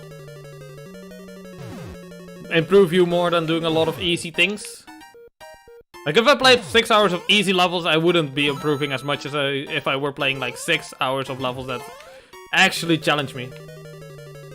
The best country I visited. Like, for visiting, I really like Italy. I really like visiting Italy. I've been to Italy actually a lot of times. When I was a child, Italy was... maybe that's a thing that's just a European thing, but like... lots of families have their specific destination country that they go to every single year. And they, well... some families go to the exact same campground every single year. Or some families go to different campgrounds every single year. I'm glad we went to different campgrounds every single year. But we always went to Italy for a long time, for like 10 years straight or something. Maybe even more. And, yeah, the reason why is, why I like it is because, well, the food is extraordinary. The pizzas. The people are very nice, very welcoming of tourists as well, even in rural areas. I don't know what I'm doing to get that cycle, or what I can do to avoid it. Yeah, Italy is one of the places that I do very highly recommend. Have you ever been outside of the US? I know a lot of people haven't been because it's like very cumbersome and you have to take the plane, and it's very expensive to fly between the US and Europe. It's like $400 to just leave and come back, you know? So it's like... it's not something that everyone can do just every single year, you know? And it's also why, like, if you do decide to spend that money on plane tickets, at that point you want to stay at least like 3, maybe even 4 weeks. And most adults actually don't really get that much vacation time in the US. Actually, I have friends in the US, and one of my best friends, she tells me that she gets like 2 weeks of vacation in total per year. Which is completely ridiculous. That's like inhumanely ridiculous. Okay, I did the wrong cycle again. But yeah, if you come to Europe, my personal recommendation is to go to Italy. I'm personally very much a fan of all the history of like the Roman Empire, and even medieval times. They got a lot of cool buildings. Like Christianity in Italy had a huge impact during the medieval ages as well. Like, they built huge cathedrals and stuff. Because Italy was still the center of the, it's called the Holy Roman Empire. So, yeah, even like the St. Peter's Cathedral in Rome, that's one day they built... well, originally that was some sort of building already like 2,000 years ago, but the main building is from like 1200s, I believe, or something. It's a huge building, though. It's absolutely massive.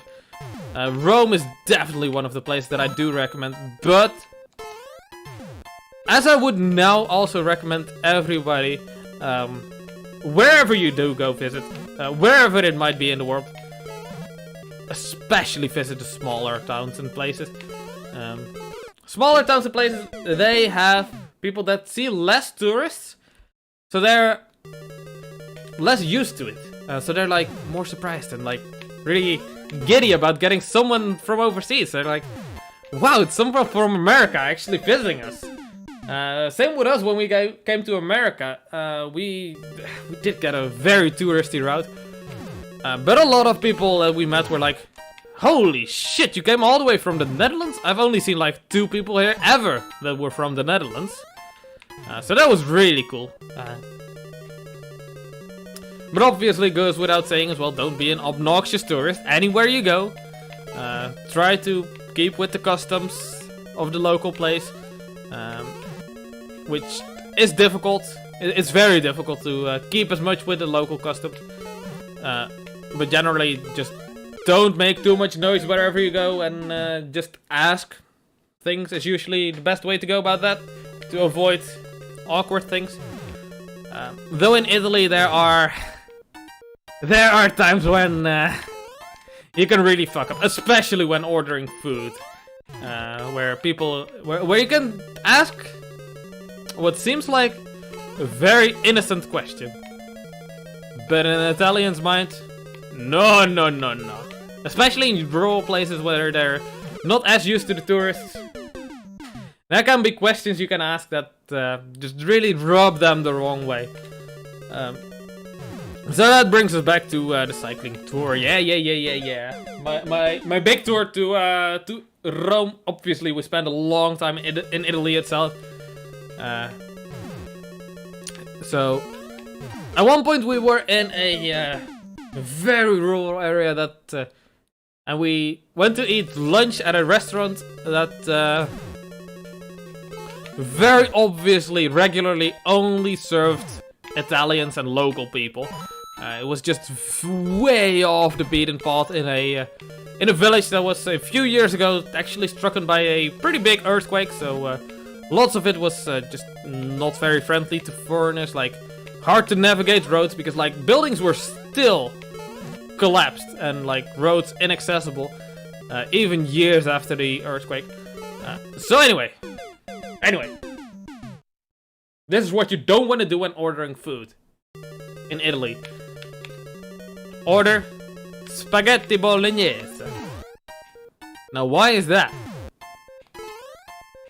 Because bolognese just means, I might be wrong on this actually.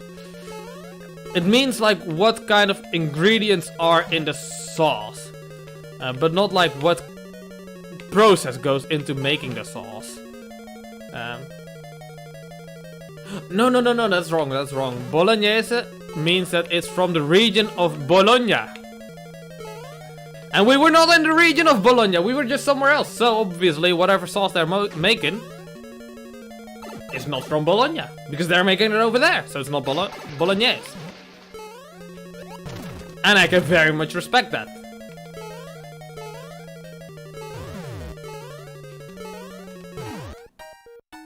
Anyway, they were very upset with my dad ordering spaghetti bolognese. They gave him a little lecture about no, spaghetti alla ragu. Spaghetti alla ragu. And yeah, basically, just look at what it says on the menu, order that, and you should be fine. If you want it, for example, vegan, you can always ask for that. I'm pretty sure they're gonna be accommodating for like vegan or vegetarian, or at the very least they're not gonna be offended in the same way as saying, you know, I want this dish from a different region that you're not making because you're not from that region, you know? Ah, what the hell is this cycle?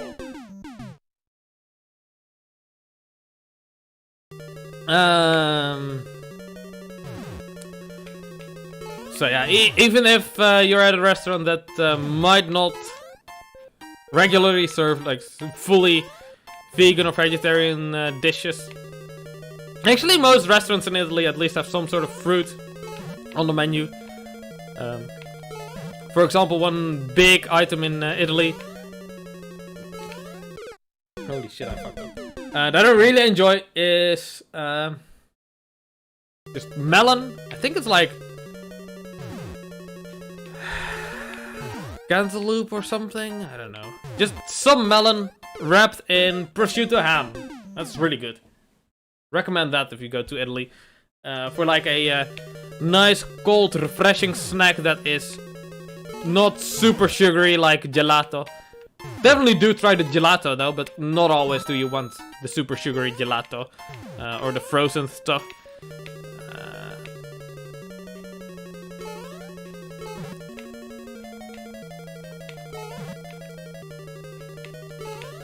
Like, the melon with prosciutto, I wouldn't really call it like a savory snack, but it's hard to say. How is to people in a foreign country? It depends. It depends. Honestly, my dad does most of the speaking to the people, so I'm kind of like just sitting there. Because he's actually very proficient and very quick at picking up languages. But it also depends on like where do you want to go. I do recommend going to rural areas where they're not as used to going and talking to foreigners. If you just go to Rome, just go to Florence, to Pisa, just speaking English anywhere, it's fine. It's fine. If you run into someone that doesn't speak English, just go to the next place over, you'll find someone that speaks English. That obviously isn't the case absolutely everywhere. So, in that case, just suck it up and learn a few easy phrases and get Google Translate. Google Translate is great. It's not perfect, but it always gets the point across. Like, just don't put in long sentences in Google Translate and you should be fine. If you just put in something like, I want spaghetti. It'll come out in Italian and it'll say... You can either let Google pronounce it or you can attempt to pronounce it yourself and they'll find it really endearing. Most people, most places in the world will find it really endearing if you attempt to speak their language, even if very choppily. Like, it's just pretty cool when people do appreciate the fact that they're going to a foreign country and attempting to fit in and not make it cumbersome on the people they're talking to. Like, if I'm going to a place, I assume that I'm going to be the one putting in the effort for the communication. I don't want the poor old woman that has just been running her tiny little Italian restaurant for the past 30 years and has only just seen a foreigner for the first time in her life to suddenly have to use Google Translate. I'm gonna be the one that's going to put that burden on myself. I say burden, but like... It's just showing an interest in, actually... What the fuck is it? What else? Sorry, I'm tilted. Oh. Like, as long as you're showing that, you're willing to be there and to actually interact and, be friendly. Pay them money as well. Let's,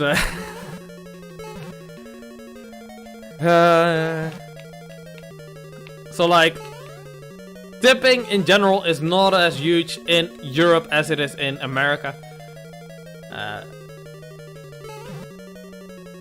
Wait, what am I doing? Oh, okay, I'm fine. So one time, when we were at a restaurant, we were, at that point, my father's other friend, Sander, has caught up with us. He took the plane and got to us. Cycled with us a few days. And he went to pay for the food. And the food came out to only 7 euros. So the guy was like, Sette. I think that's how you pronounce it. Sette. Sette euro. Something along those. My Italian, it's not great. No mate was like, Otto. 8. And the guy just burst out laughing because he found it funny that this super white dude, super sunburned, obviously very, very sweaty and exhausted, Because he was not up to the task of cycling all day in the Italian summer heat. Just out there, doing his best to just communicate. And also just paying him another euro that he didn't really need to pay. That was kind of nice. He just found it funny and it's a great time. Yo, pro gamer in the house, let's go.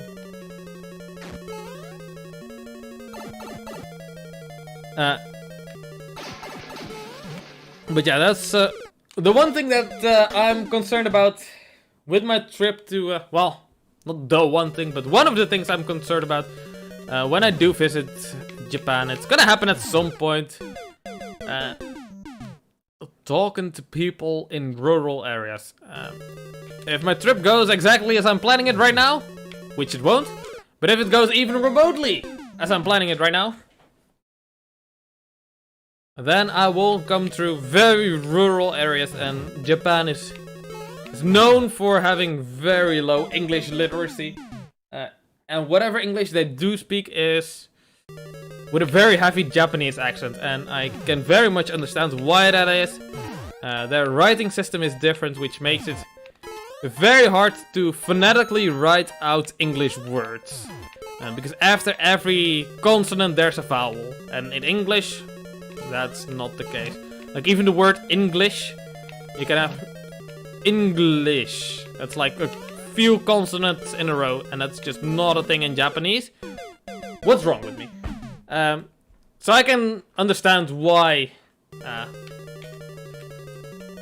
like English is very difficult to learn from a Japanese perspective. The other way around goes as well, though. From Western people's perspective, Japanese is one of, if not the hardest languages to learn, because it's just so far separated. What's it called? Linguistically.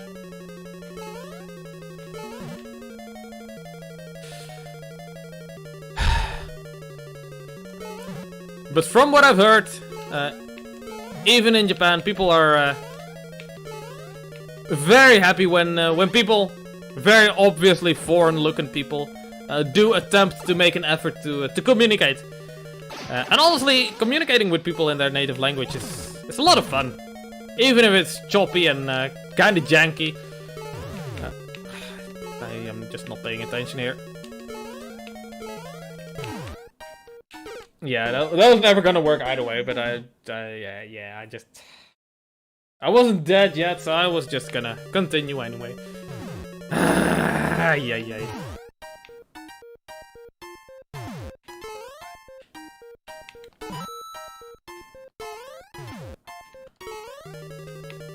But yeah, I guess that's the thing that in the US it's very hard to say, because every single, well, I wouldn't say every single foreigner, but most foreigners that do visit the US do speak English. Like, who doesn't speak English nowadays? And especially like people that are in a position to travel across seas, they know English. Even if we do still speak Dutch between ourselves when we do visit the US, just between me, my brother, my sister, my parents. We still speak Dutch, of course. Actually, we did run into one other Dutch, well,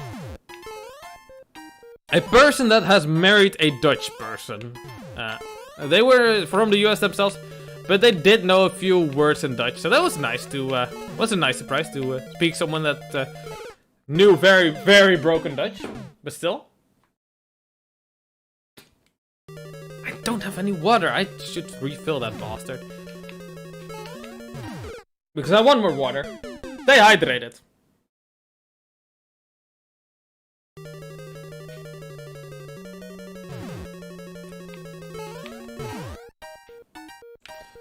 No, but speaking of a foreign country, yeah. I mean, even beyond language, it also goes a bit into, like, culture territory. Like, how do you communicate with people in different languages? Like, in the US, people are very indirect, usually. They pretend like everything is alright, even though not everything is alright. So, in Europe, for example, most of Europe, I can't say all of Europe, if someone says, "Hi, how you doing? How's it going?" I'd be very inclined to say, well, things are going shit, actually. I've been streaming a lot, and, well, I'm not making too much progress with that. Recently it's going alright, but I would have liked to see more progress. Some answer along those lines is very socially acceptable. In the US, people will be so taken aback by an answer like that. Because that's just not what you answer to that question. In the US, you answer, "Good, and you?" Or, "Great, and how are you?" Maybe I'm overgeneralizing. Of course I'm overgeneralizing. There are people in the Netherlands that would never really actually answer that so honestly as I would. But I am a big proponent of actually just answering that question, because it can give a lot of insight in how the rest of your interaction is going to go. Like, if I say I'm in a complete shit mood, or if I'm very hungry, you can be like, "Alright, so let's go grab a bite to eat first, and my treat," for example. Or if I'm actually doing great, that's like a good conversation starter, because then if I say I'm doing great, there's a reason I'm doing great, and I will tell you the reason. Okay.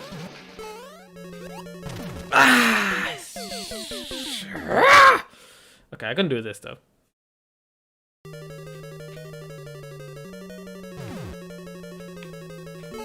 But that's the thing that Google Translate will never be able to tell you. That's at the point where you will actually need to learn the language and immerse yourself in it for quite a while before you can actually really get that. Get to a near fluent speaking level like me with English. I don't think I'm completely fluent. I don't know. I'm clearly not a native speaker anyway. I'm pretty alright with English. My English is better than my Dutch anyway. My Dutch... Well, I speak Dutch without a very specific accent. But English I do speak with a very thick Dutch accent. Well, some people are worse than me. But when other people hear me speak, they're like, "Yup, yep. I can tell. I can tell. He's Dutch. He can't hide it from us." And I really can't. I try my best. But yeah, it's just... English pronunciations are just so weird because, like, here's the thing. I learned to speak English through the internet, and that makes it so that I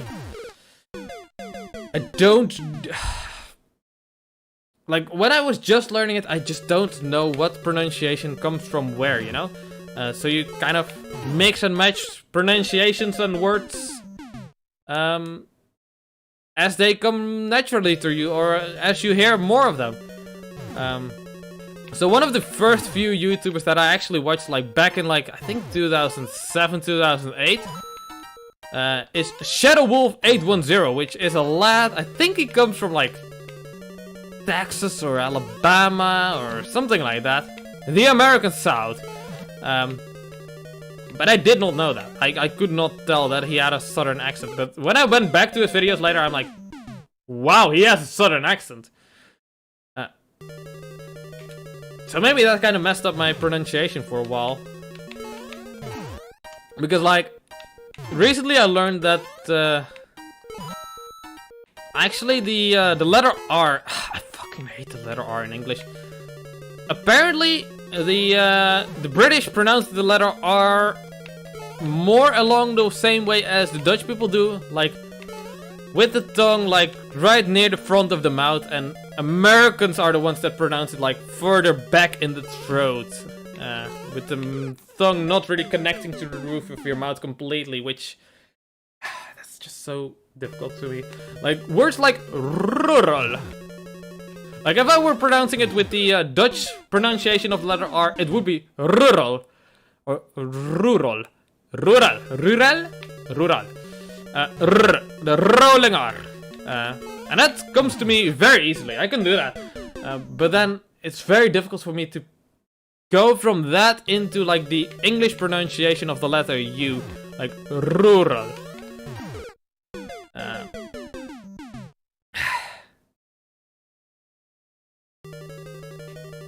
So, and in America it's like rural,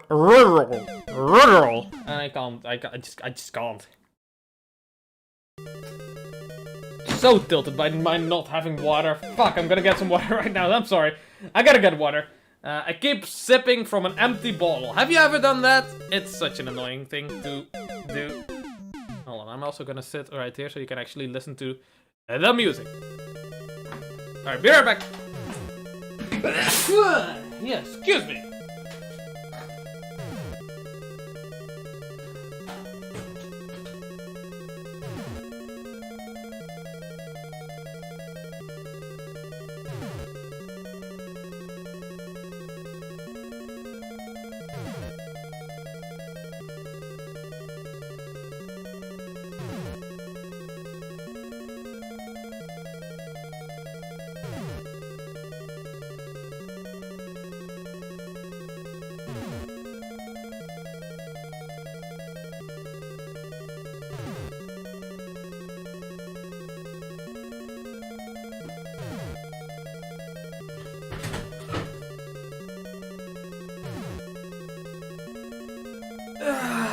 Alright. Yo, how awkward is it, by the way, when I look straight into the camera? I've been realizing I don't look straight into the camera that often. Mostly because I'm obviously focused on the game, but like when I'm just sitting here and talking, is that an awkward thing? I know I have very beautiful eyes, though. I have very beautiful eyes. So, might be too awkward if my eyes are just too beautiful, you know? But anyway, I digress. Okay, cycles are gonna be real wacky now. Yeah, this is not gonna work out. Maybe. Never mind. JK. Paying with money in a different country.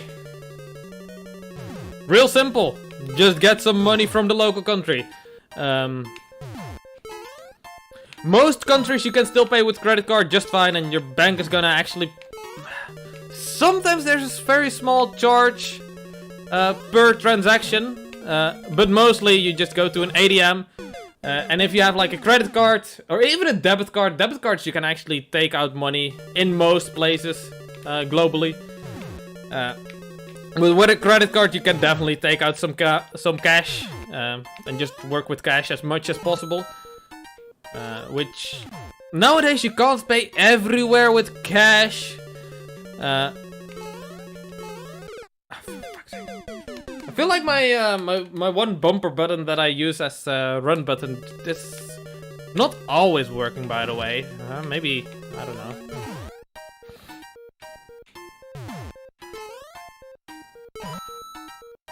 Bam bang boo boo boo doo doo doo doo.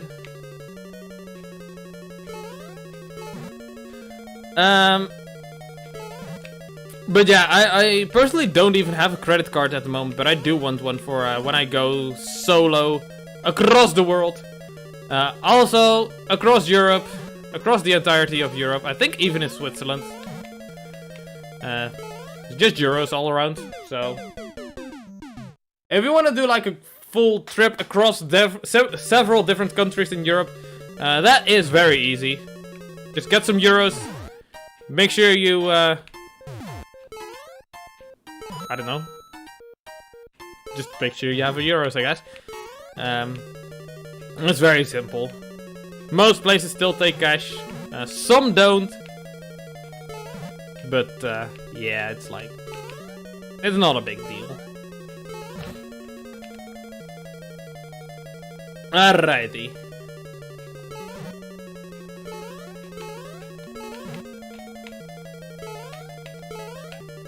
Pro gamer in the house.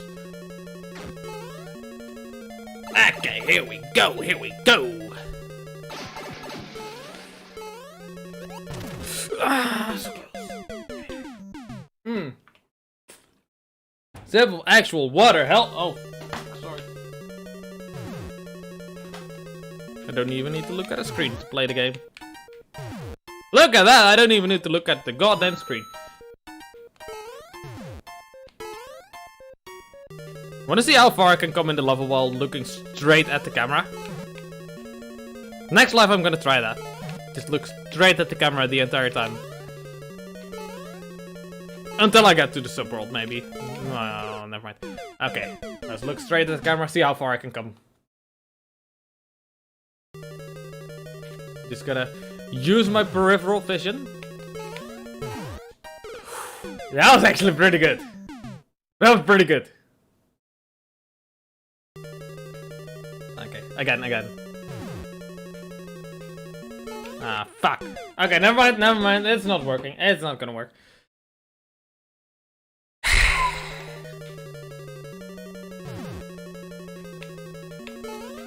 I feel like right there my run button didn't register. I was moving slowly.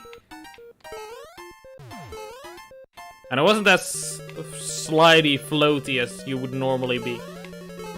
Alrighty.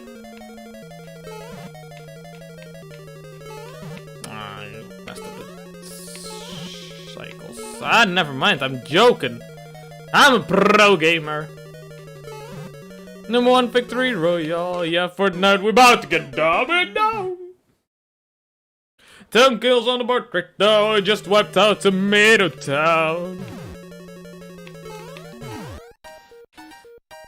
Alrighty, let's go over there. I just saw my viewer count drop after I sang Chug with you. Hey, that's very understandable. Have a great day. Honestly, I would leave too when someone starts singing. Nah, actually, I wouldn't. I'm all in for the memes. Honestly, it's great. All right.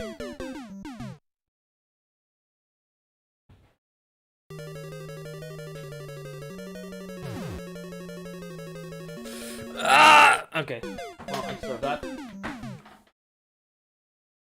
Yeah, I'm curious. By the way, is Kat? Are you still watching? I'm just curious. Because I see there's currently 2 people watching.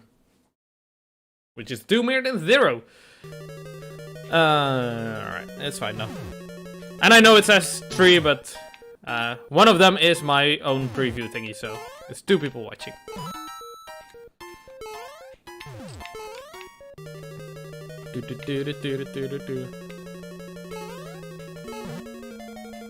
Aha! You are still here. Nice! Yo, thank you for sticking with me, with my weird ass. Even though I've been on the same goddamn level for another 2.5 hours already. 2 hours and 40 minutes again. I'm doing my best. But as we all know, my best just isn't very good. And honestly, I'm starting to think that I might not be beating it today, so I'll be... Will I be streaming it right again tomorrow? I don't know. Maybe I should put like a... Last time I put like a day in between. Or like 1 stream in between at least. Just to not overflow my YouTube channel with this 1 goddamn level to switch it up just slightly. Or maybe we're just gonna beat it right now. JK, I'm not a pro gamer. I wish I was.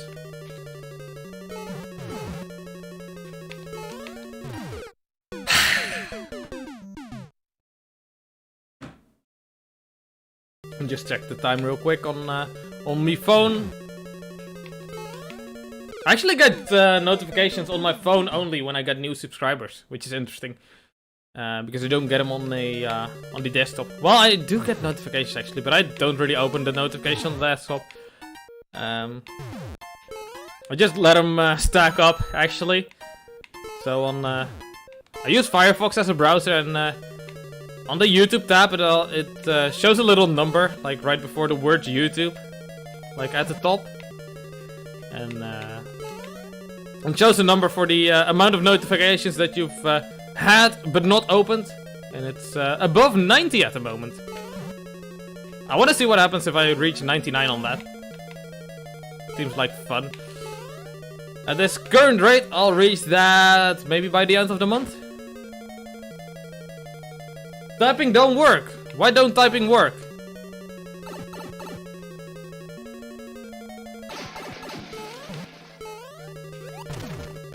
Just type better. Yo, are you drawing anything at the moment? Or are you just trying to get to bed or trying to get to sleep with my annoying voice? My annoying nasally sounding voice with the bad English pronunciation? What the hell is wrong with me? Doing my best though. Maybe. If I'm keeping you from sleeping, then by all means quit the stream. Of course. No. No sleep? No draw? No nothing. Makes sense.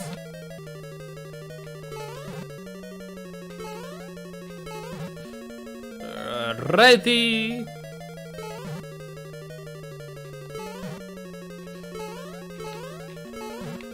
Alright, here we go. Easy clap. I'm a pro gamer. Let's go! Woo! Tort. Nice. Actually, same though. I should go to bed. Yeah, I made it. Nice. Yo, I can be pro Fortnite gamer.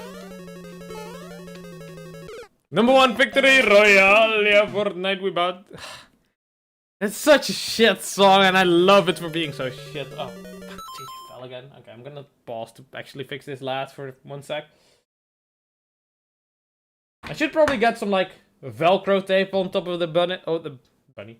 This is not a bunny. Sure, it's a bunny now. On top of the bunny to keep the lad in place. That would look odd when the lad is not on top. Ooh. It might actually be great when I take the duck on the road again. Then I can do the duck and the leprechaun.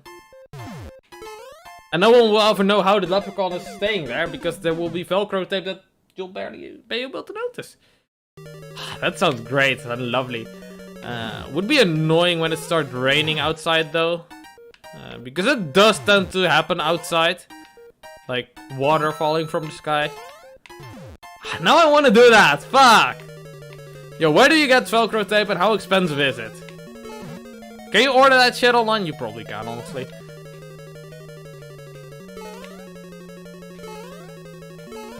Like, I know it exists. Velcro tape. And otherwise you can just get Velcro and actually just put some glue underneath. Like with a glue gun or something. I don't know.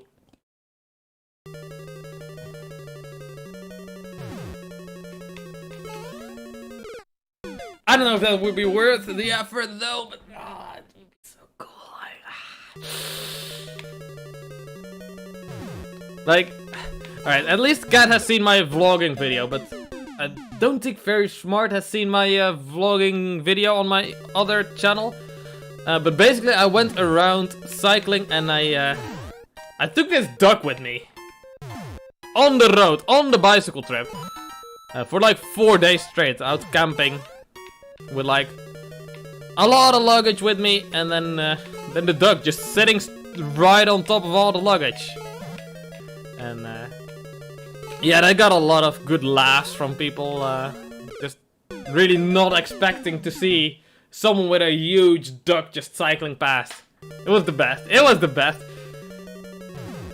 And actually I was expecting like children to be really excited about the duck. But actually the funny thing is like, children, when they saw the duck, they were like really kind of shy and awkward about it. Some of them were really excited and really screaming out loud laughing. But most of them were like, what's that weird, what's that shit? Because like most of the children that I passed were either either with their parents, or they were a little bit older, like 10 to 15-year-old children, and they were with a group of friends, and they were like, it's not cool to laugh about just a rubber duck cycling past, you know? But it was the elderly folk. Actually, you run into a lot of more elderly folk in general while out cycling. Because, you know, school day hours and such. Children are just in school, and elderly people have all the time in the goddamn world to cycle all time of day. So, I ran into a lot more elderly people, and a lot of elderly people were like, yeah, that's cool as shit. Some elderly people were also like, yo, it's so cool to see youthful people still being outside and being active and exploring the world. And kind of almost a demeaning tone, but also obviously very genuine. Just it's hard to put it into words, like what kind of tone of voice they use, but they were like genuinely excited, but also in a way to maybe put down other youthful people, because in the eyes of someone that's always also already retired, so like probably like 70-year-olds, 80-year-olds, even older than that, I'm still young to them, even though sometimes I do feel pretty old. To them, I'm still a whippersnapper. And we are sending the pee-pee.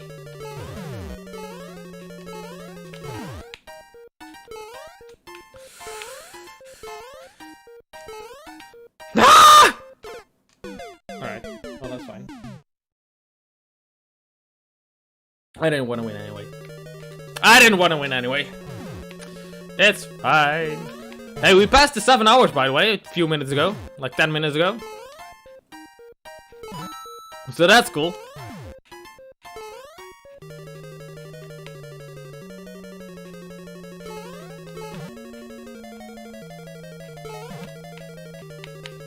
Yo, do I want to grind for a world record after this? After I beat it once, just grind for a world record? No, I don't.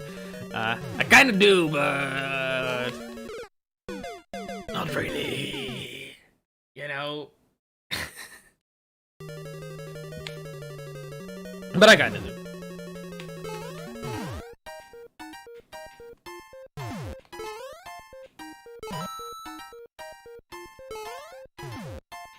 So yeah, anyway, cycling on the road, outside, on my own, with a huge ass rubber duck, is just a great conversation starter, honestly. Especially with elderly people, as I said. They're also less afraid to just talk to a stranger, because they're like older, they've got more life experience. So they're less awkward about just talking to just anyone. And they don't get to talk to many people, unfortunately, older people. Because, like, it's just a sad reality that as you get older, some of your older friends just don't really have them anymore. Hey, welcome back.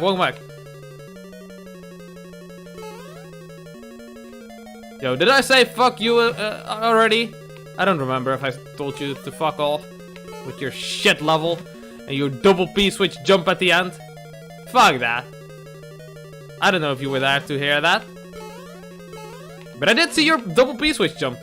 And you're really not allowed to put that in your level. So, fuck off. It's a great level. Otherwise I wouldn't be grinding it for 7 hours. Oh, that was not even close.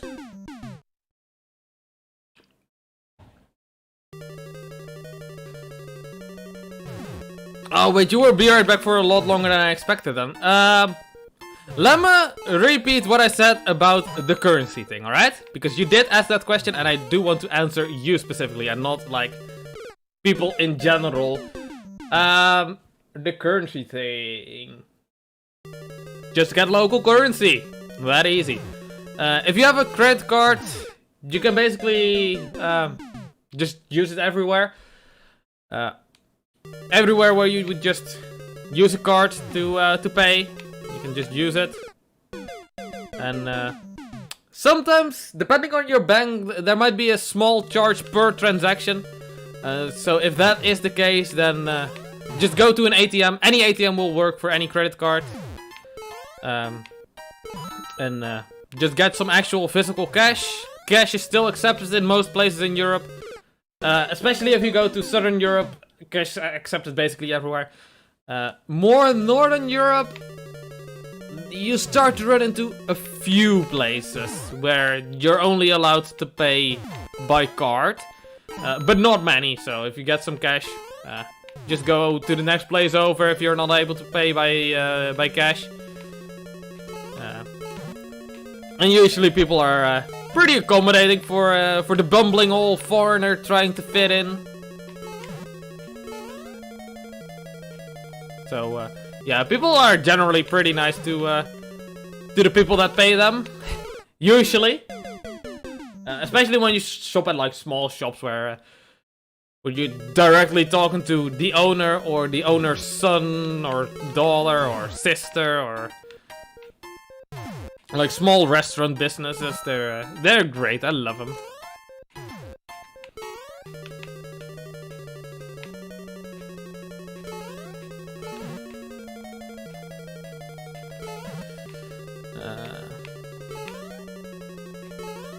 But yeah, in terms of cash, at least in Europe, everything uses the euro, so that's easy. Just don't go to the UK. Just in general, just don't go to the UK. Not because of the money, because they use a different currency, but because the UK is just not a place worth visiting. The UK, it's fine, but it's like the UK is like the no, not the California of Europe, more like the Florida of Europe, I guess. Where all the weirdos hang out. All the racists hang out there too. Even though other places are probably more racist, that's usually like the people without internet. In the UK, people are more vocal about their racism. Some of them are. I'm obviously overly generalizing. Don't be upset at anything I'm saying. I'm just poking fun at the UK because the UK is just fun to poke fun at. Poke fun at. Words are difficult.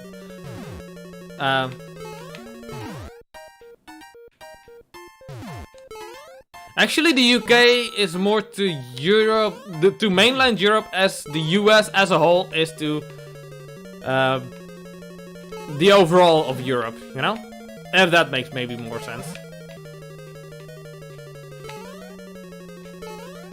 Like, they think they're just so goddamn important, but they're just another old country in the whole wide world, so...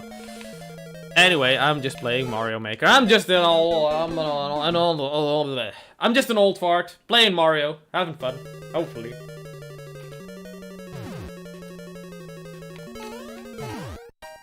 Shit. I try my best. Fuck, it's almost 11 in the evening again. I don't think my sister is at home though, so I could probably be streaming for a little bit longer than usual. Usually I'd stop at roughly 11. Because she has to go to bed and she's a very, very light sleeper. Like, I could be whispering into the microphone and she'd still be very upset with me. Which is annoying. Yo, can I go ranting a little bit, by the way? Is that alright? About yesterday's dinner. Don't want to sound too annoyed. I just want to be a fun stream, but fun, wholesome stream, but sometimes get a lot of a slight bit of steam. So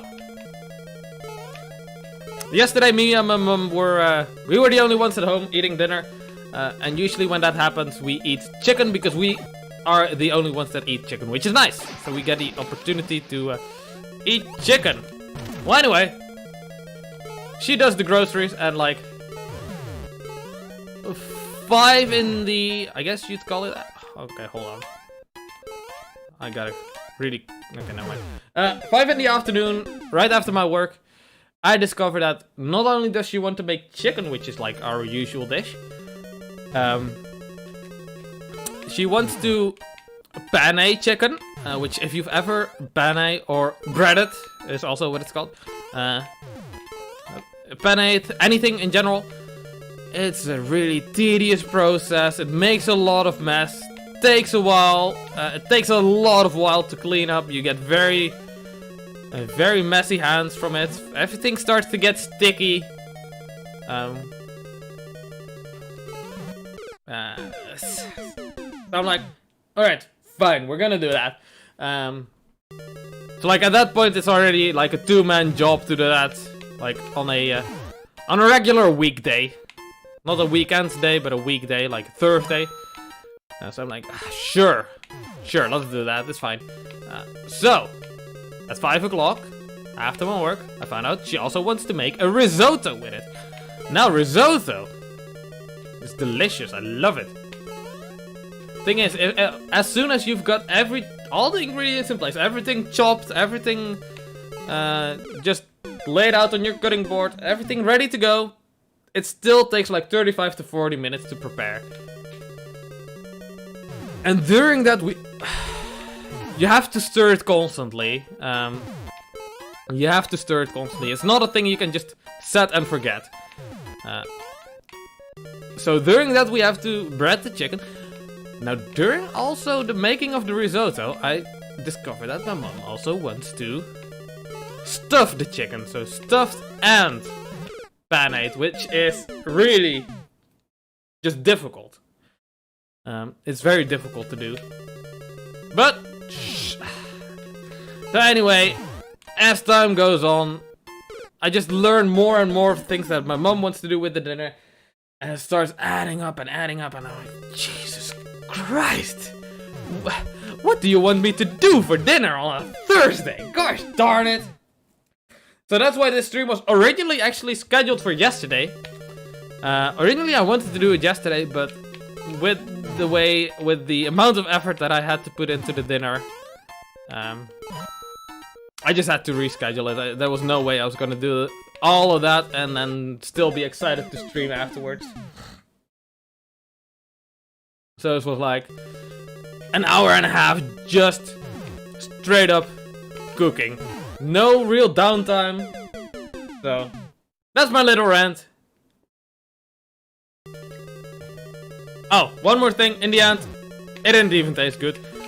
Because the reason for that is, as time went on, I started learning about the things she wanted to do during the cooking. So the risotto, we already put it on. And then I learned she also wanted to stuff and roll the chicken. So that was gonna take longer than I expected. So the risotto was fucked. Also because it was stuffed and rolled, it's just way harder to cook properly. And the chicken was overcooked. I just really hate overcooked chicken, man. It's just such a waste. I didn't even finish my one goddamn plate of food. But hey, rant over. Let's talk about food that I've eaten abroad. What the fuck am I doing? Oh, let's just sit down and take it. Ah, sorry. Sorry about that little rant. Do I watch other streamers? Yes. Yes. Not very many though. All the streamers that I do watch are on YouTube. A few of them I watched. They do stream on Twitch, but I then later on watch their VODs on YouTube. So one of the people that I do watch that streams on Twitch, there's actually only really two of them. Benjia Penga plays Mario Maker, and Carl Sagan 42 also Mario Maker. They're both really skilled. Like Penga would beat this level in 2, maybe 3 attempts at best, or at worst, I guess. He would not spend this long on this level.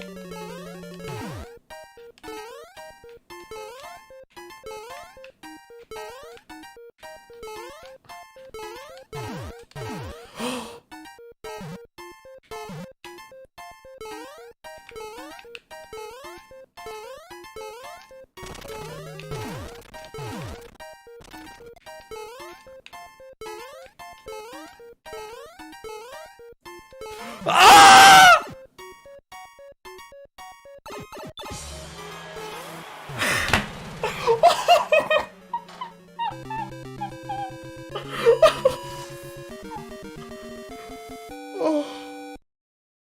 Let's go!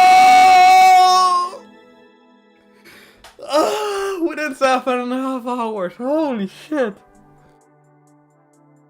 Oh, my heart's beating. Woo! Oh, yes! Oh. 7 hours, 23 minutes, and 7 seconds. It's not completely accurate.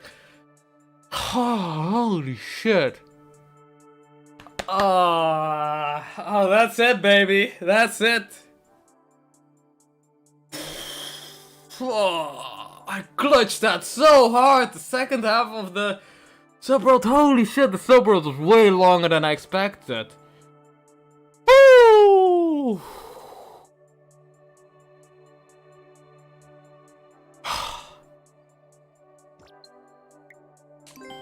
Comment.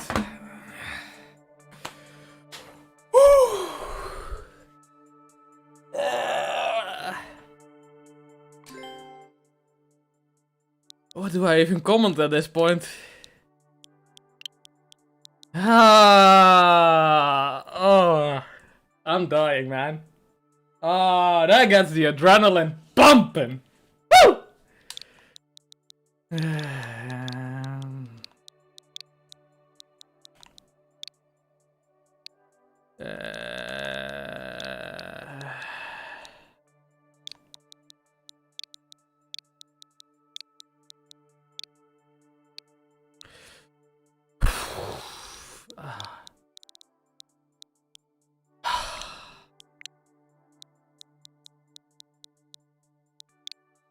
No, let's go for this one. Let's go for that one.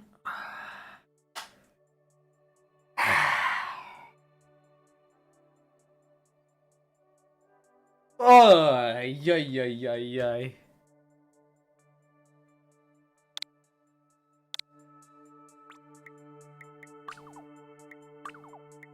What phase do we use? Let's use this one. Require a course clear. Do we want that? Nah, it's not a spoiler, so. Do I also want to draw something? Wait, is it only... Wait. Fuck! Okay, it's only draw or only write. Okay, alright. Let's just post it like this. Shit. Oh, yeah, I'm dead. I'm dead.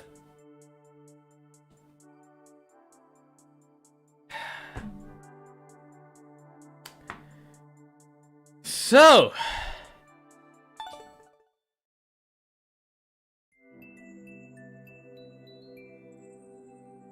0.36 by now. Early in the stream I actually made like a rough estimate at how many attempts I've done. Like I assume put in like roughly 2 attempts per minute. So let's actually calculate it a little bit more accurately. So roughly 2 attempts per minute, so 120 attempts per hour times 7, let's round it down to 7 hours. Like 840 of those attempts were probably mine. Like if it wasn't for me, this level would be way higher clear rate.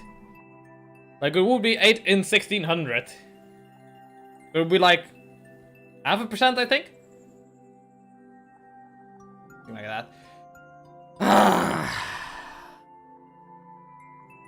Well, your boy Don did it.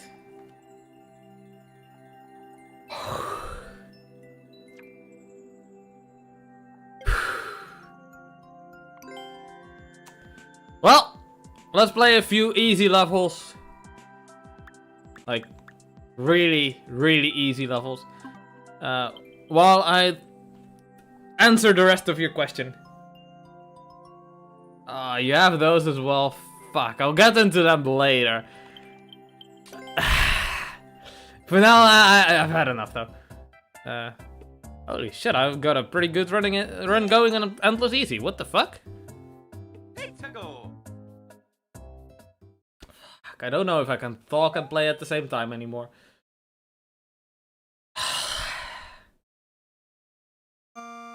Anyway.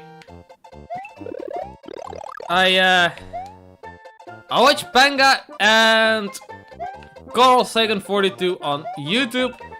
Those two lads are both really good at Mario Maker, especially Panga. He's actually done.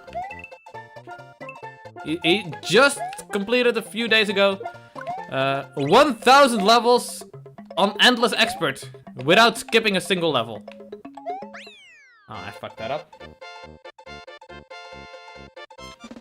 So like that's like top person in the world, like top 5 players in the world probably. He is. He usually tries to get the world record on the ninja speedruns as well.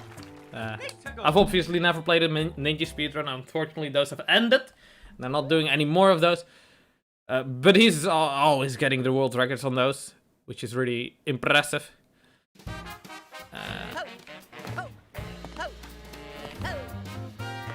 Can't help but feel like you can make your way across this. Anyway, that's what I watch from people that stream on Twitch, but I only watch their YouTube VODs. I don't really watch on Twitch. Yeah, no thank you. I don't really like pipes if I can help them. Fine, alright. And then on YouTube, I watch a few people. Most of them actually VTubers. Earlier in the stream, I talked about Ataro, which I only recently realized they also stream on YouTube. They're not a gamer. They're just like a Japanese person that just does weird things. Nice, next page. Yeah, VTubers. Mostly, actually. Yeah, in terms of streams that I watch, only Hololive. Fine. I'll take the block. I'll take the block. Oh, shit. Nah, I missed.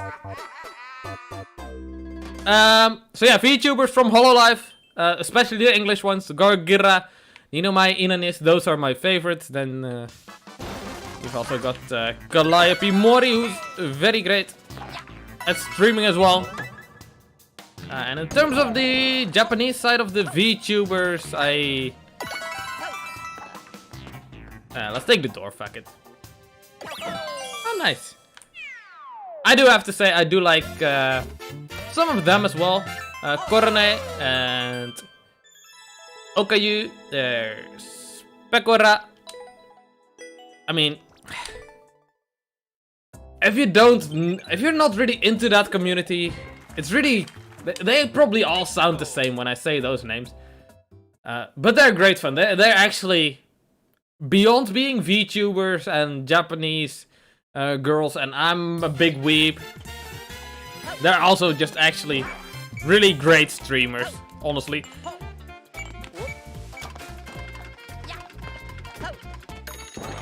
Just continue running, honestly. Fine. At least we did that.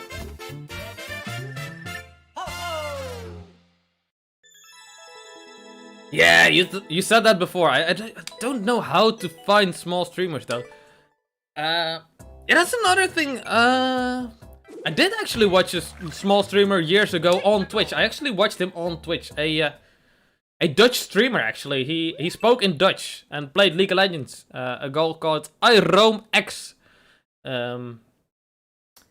He'd average around like roughly 6 to 8 viewers, sometimes above 10 or sometimes like lower. You know how it is with small streamers. I mean, you're watching me right now, so like, you know how much I'm struggling to get viewers. I'm sitting at roughly 2-ish viewers for most of this stream. I think the most I've had at one time is 9. I think I've had 9. At least I've had 8 at one point, like simultaneously. In terms of total streams on a view, I've had actually, I think it was 96 or 98. No. Okay, well, at least we're gonna finish the level without dying. So yeah, it's rough. It's really rough to find more people to watch. But I've noticed that even just getting one viewer around, especially on YouTube, just getting one viewer around that sticks around for the entirety of the stream really improves your odds with the algorithm. So I have one friend that actually currently his job has opened up. He works in like a restaurant, or I guess it's a restaurant, or like a cafeteria kind of thing. That could have been bad if I went in there. Is there a way to go up top? Nah, probably not. It's fine. Wait. Nice. Nice.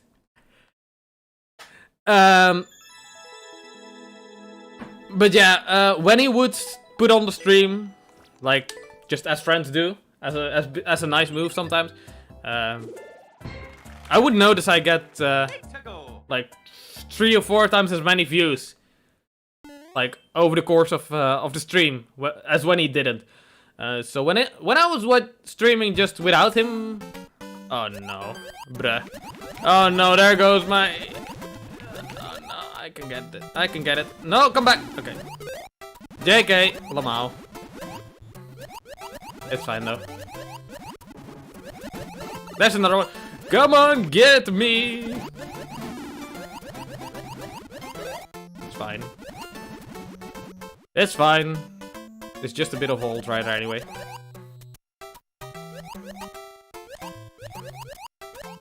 Hey, we got the one up, right? But yeah, when he would put on the stream, he wouldn't actively participate in the chat even. I think most of the times he wouldn't even leave a like on the video. Just being there, having the audio on as well. Because like YouTube can detect if the audio is off, and then it doesn't really count you as a viewer. Hey, 69 by the way, nice.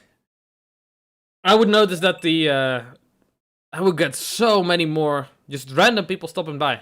Again with this stream as well, I did see a few people stopping by as well that I don't always get, which is really nice.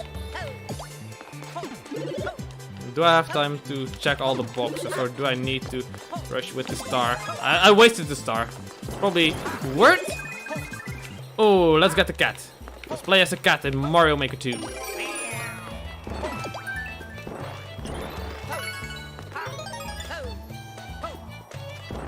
Alright, very worth. Yeah, the YouTube algorithm, especially at low viewer numbers, is very... I'd say fragile is a nice word for it.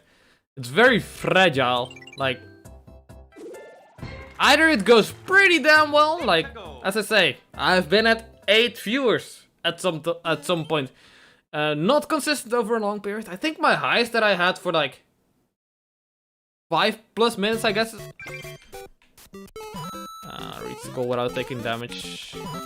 And it's just 1-1. I mean, let's just go then. Don't know where the piranha plants actually are in this level. Or which pipe you have to go in. I think I missed it actually.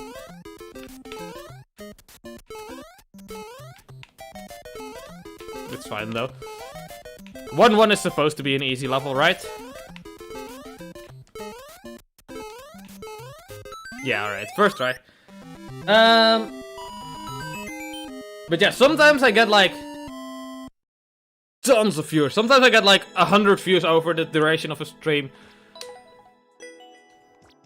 Which, for my channel, that's a lot. I've had streams where I got like 3 new subscribers in a single stream. YouTube actually tells you very specifically how many viewers did I get, how many people actually subscribe during the stream, how many likes do you get, of course. What is actually the average watch time? How long do people actually stay in the stream? So for this stream right now, People on average have stayed 17 minutes and 37 seconds. On average. And that includes my own little thingy, which will later get removed as well. Yo, I thought there'd be something nice in there. Ah, shit. No block, don't jank me! Alright, I'm fine. Please don't die! Okay, I'm fine. Okay, I'm fine. Okay, can we time this?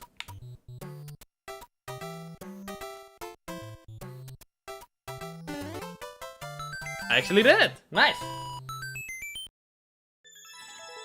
But other times, when I, like, title my stream very similarly, have a very similar thumbnail, I just don't get the same response to it. And I don't know why. Somehow, it does seem to be at the same time when I am also not really feeling it during the stream. Oh, that's stupid. Oh, fuck. Do I need the doggy? I think I probably need to actually take the doggy with me. So I'm gonna wait for a good cycle. Please go to the right. And then we'll pick you up. Actually, this is fine. Never mind, JK. I'm joking. Fuck. You can pick him up and then he's a weapon. I think that's why he's there. The momentum, man.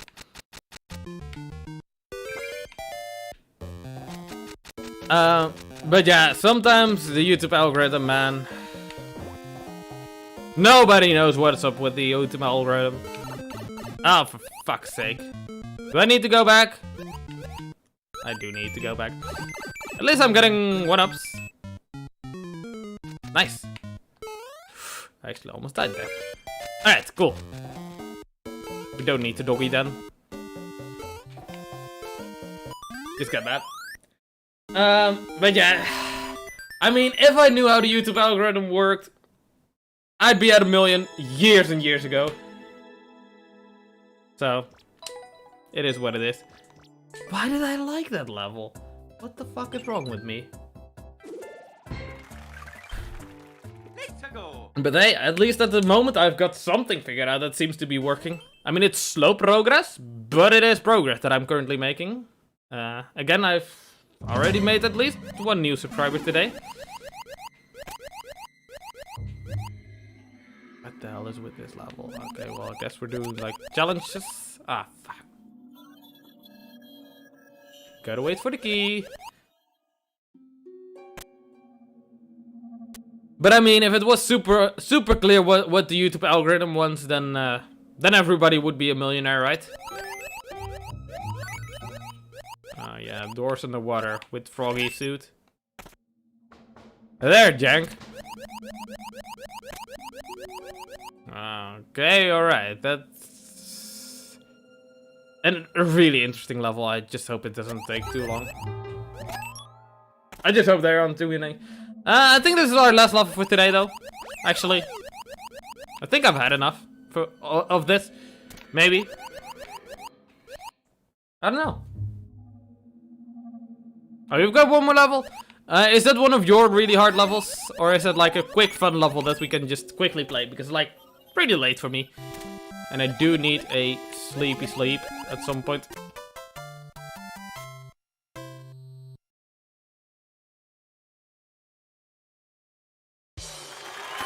And I also don't think my heart can at the moment handle another 7.5 hour level.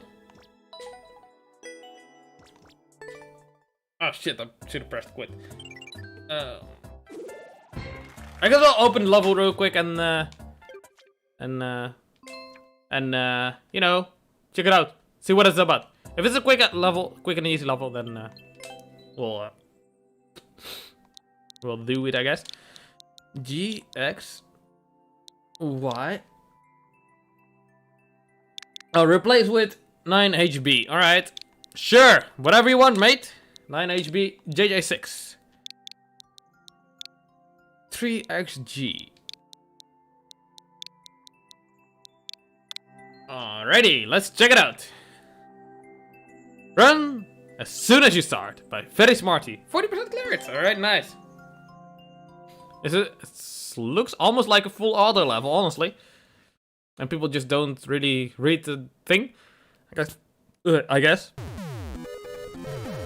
I'm just gonna trust. Yeah, people just don't trust, you know? Shaking my ass. People don't trust, man. There should be like a 90% clear rate level. That's a good level though, because like, it's really easy to not trust, you know? Like, at points there I was like, fuck, do I have to hold, stop it at the sec? But I didn't, so it should be 100, yeah, but people don't read, or actually some people just can't read English. There's also a lot of Japanese people in this game. But yeah, it's way lower clear rate than it should be. Let's go to the comments. Let's see what people are saying. So tough. How? Good stuff. Yo. You wanna see a pro gamer move? You wanna see a pro gamer move? Hold on. I'm gonna do what's called a pro gamer move. They'll never know what hit him. Gonna go right to the very end and I'm gonna post a comment there. Right here. But this is the pro gamer move that you've all been waiting for. Subscribe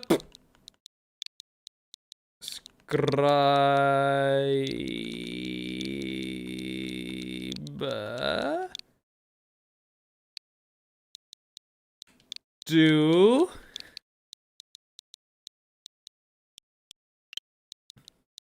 Qasxz. Qasxz. Wait, is that actually what my thing is called? I don't remember. At some point it was called Quinton Qasxz because the thing was... Yeah. Okay, tiny little backstory about why I'm actually confused about that. My very first YouTube account I made in 2006. Let that sink in. 2006. I think it was summer 2006 actually. Like early or summer 2006. But I lost the password to that. Don't remember it. The thing is actually probably deleted by now.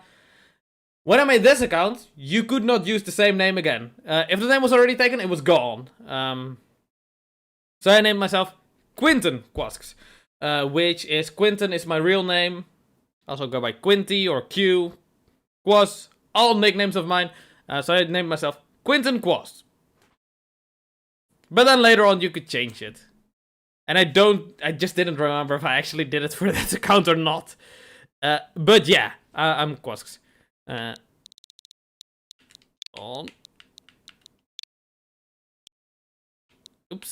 On YouTube.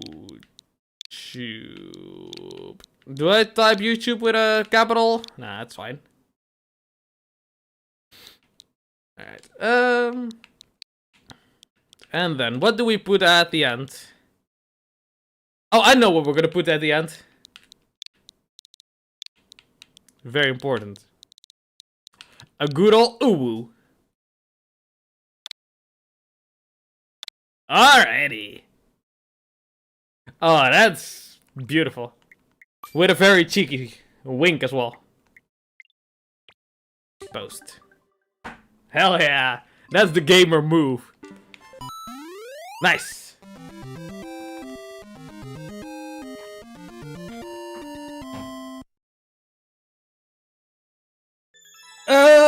Yeah, alright, that's it for today. I might be streaming tomorrow, but no promises yet. It depends on how tired or not I am. I might be streaming. I want to stream.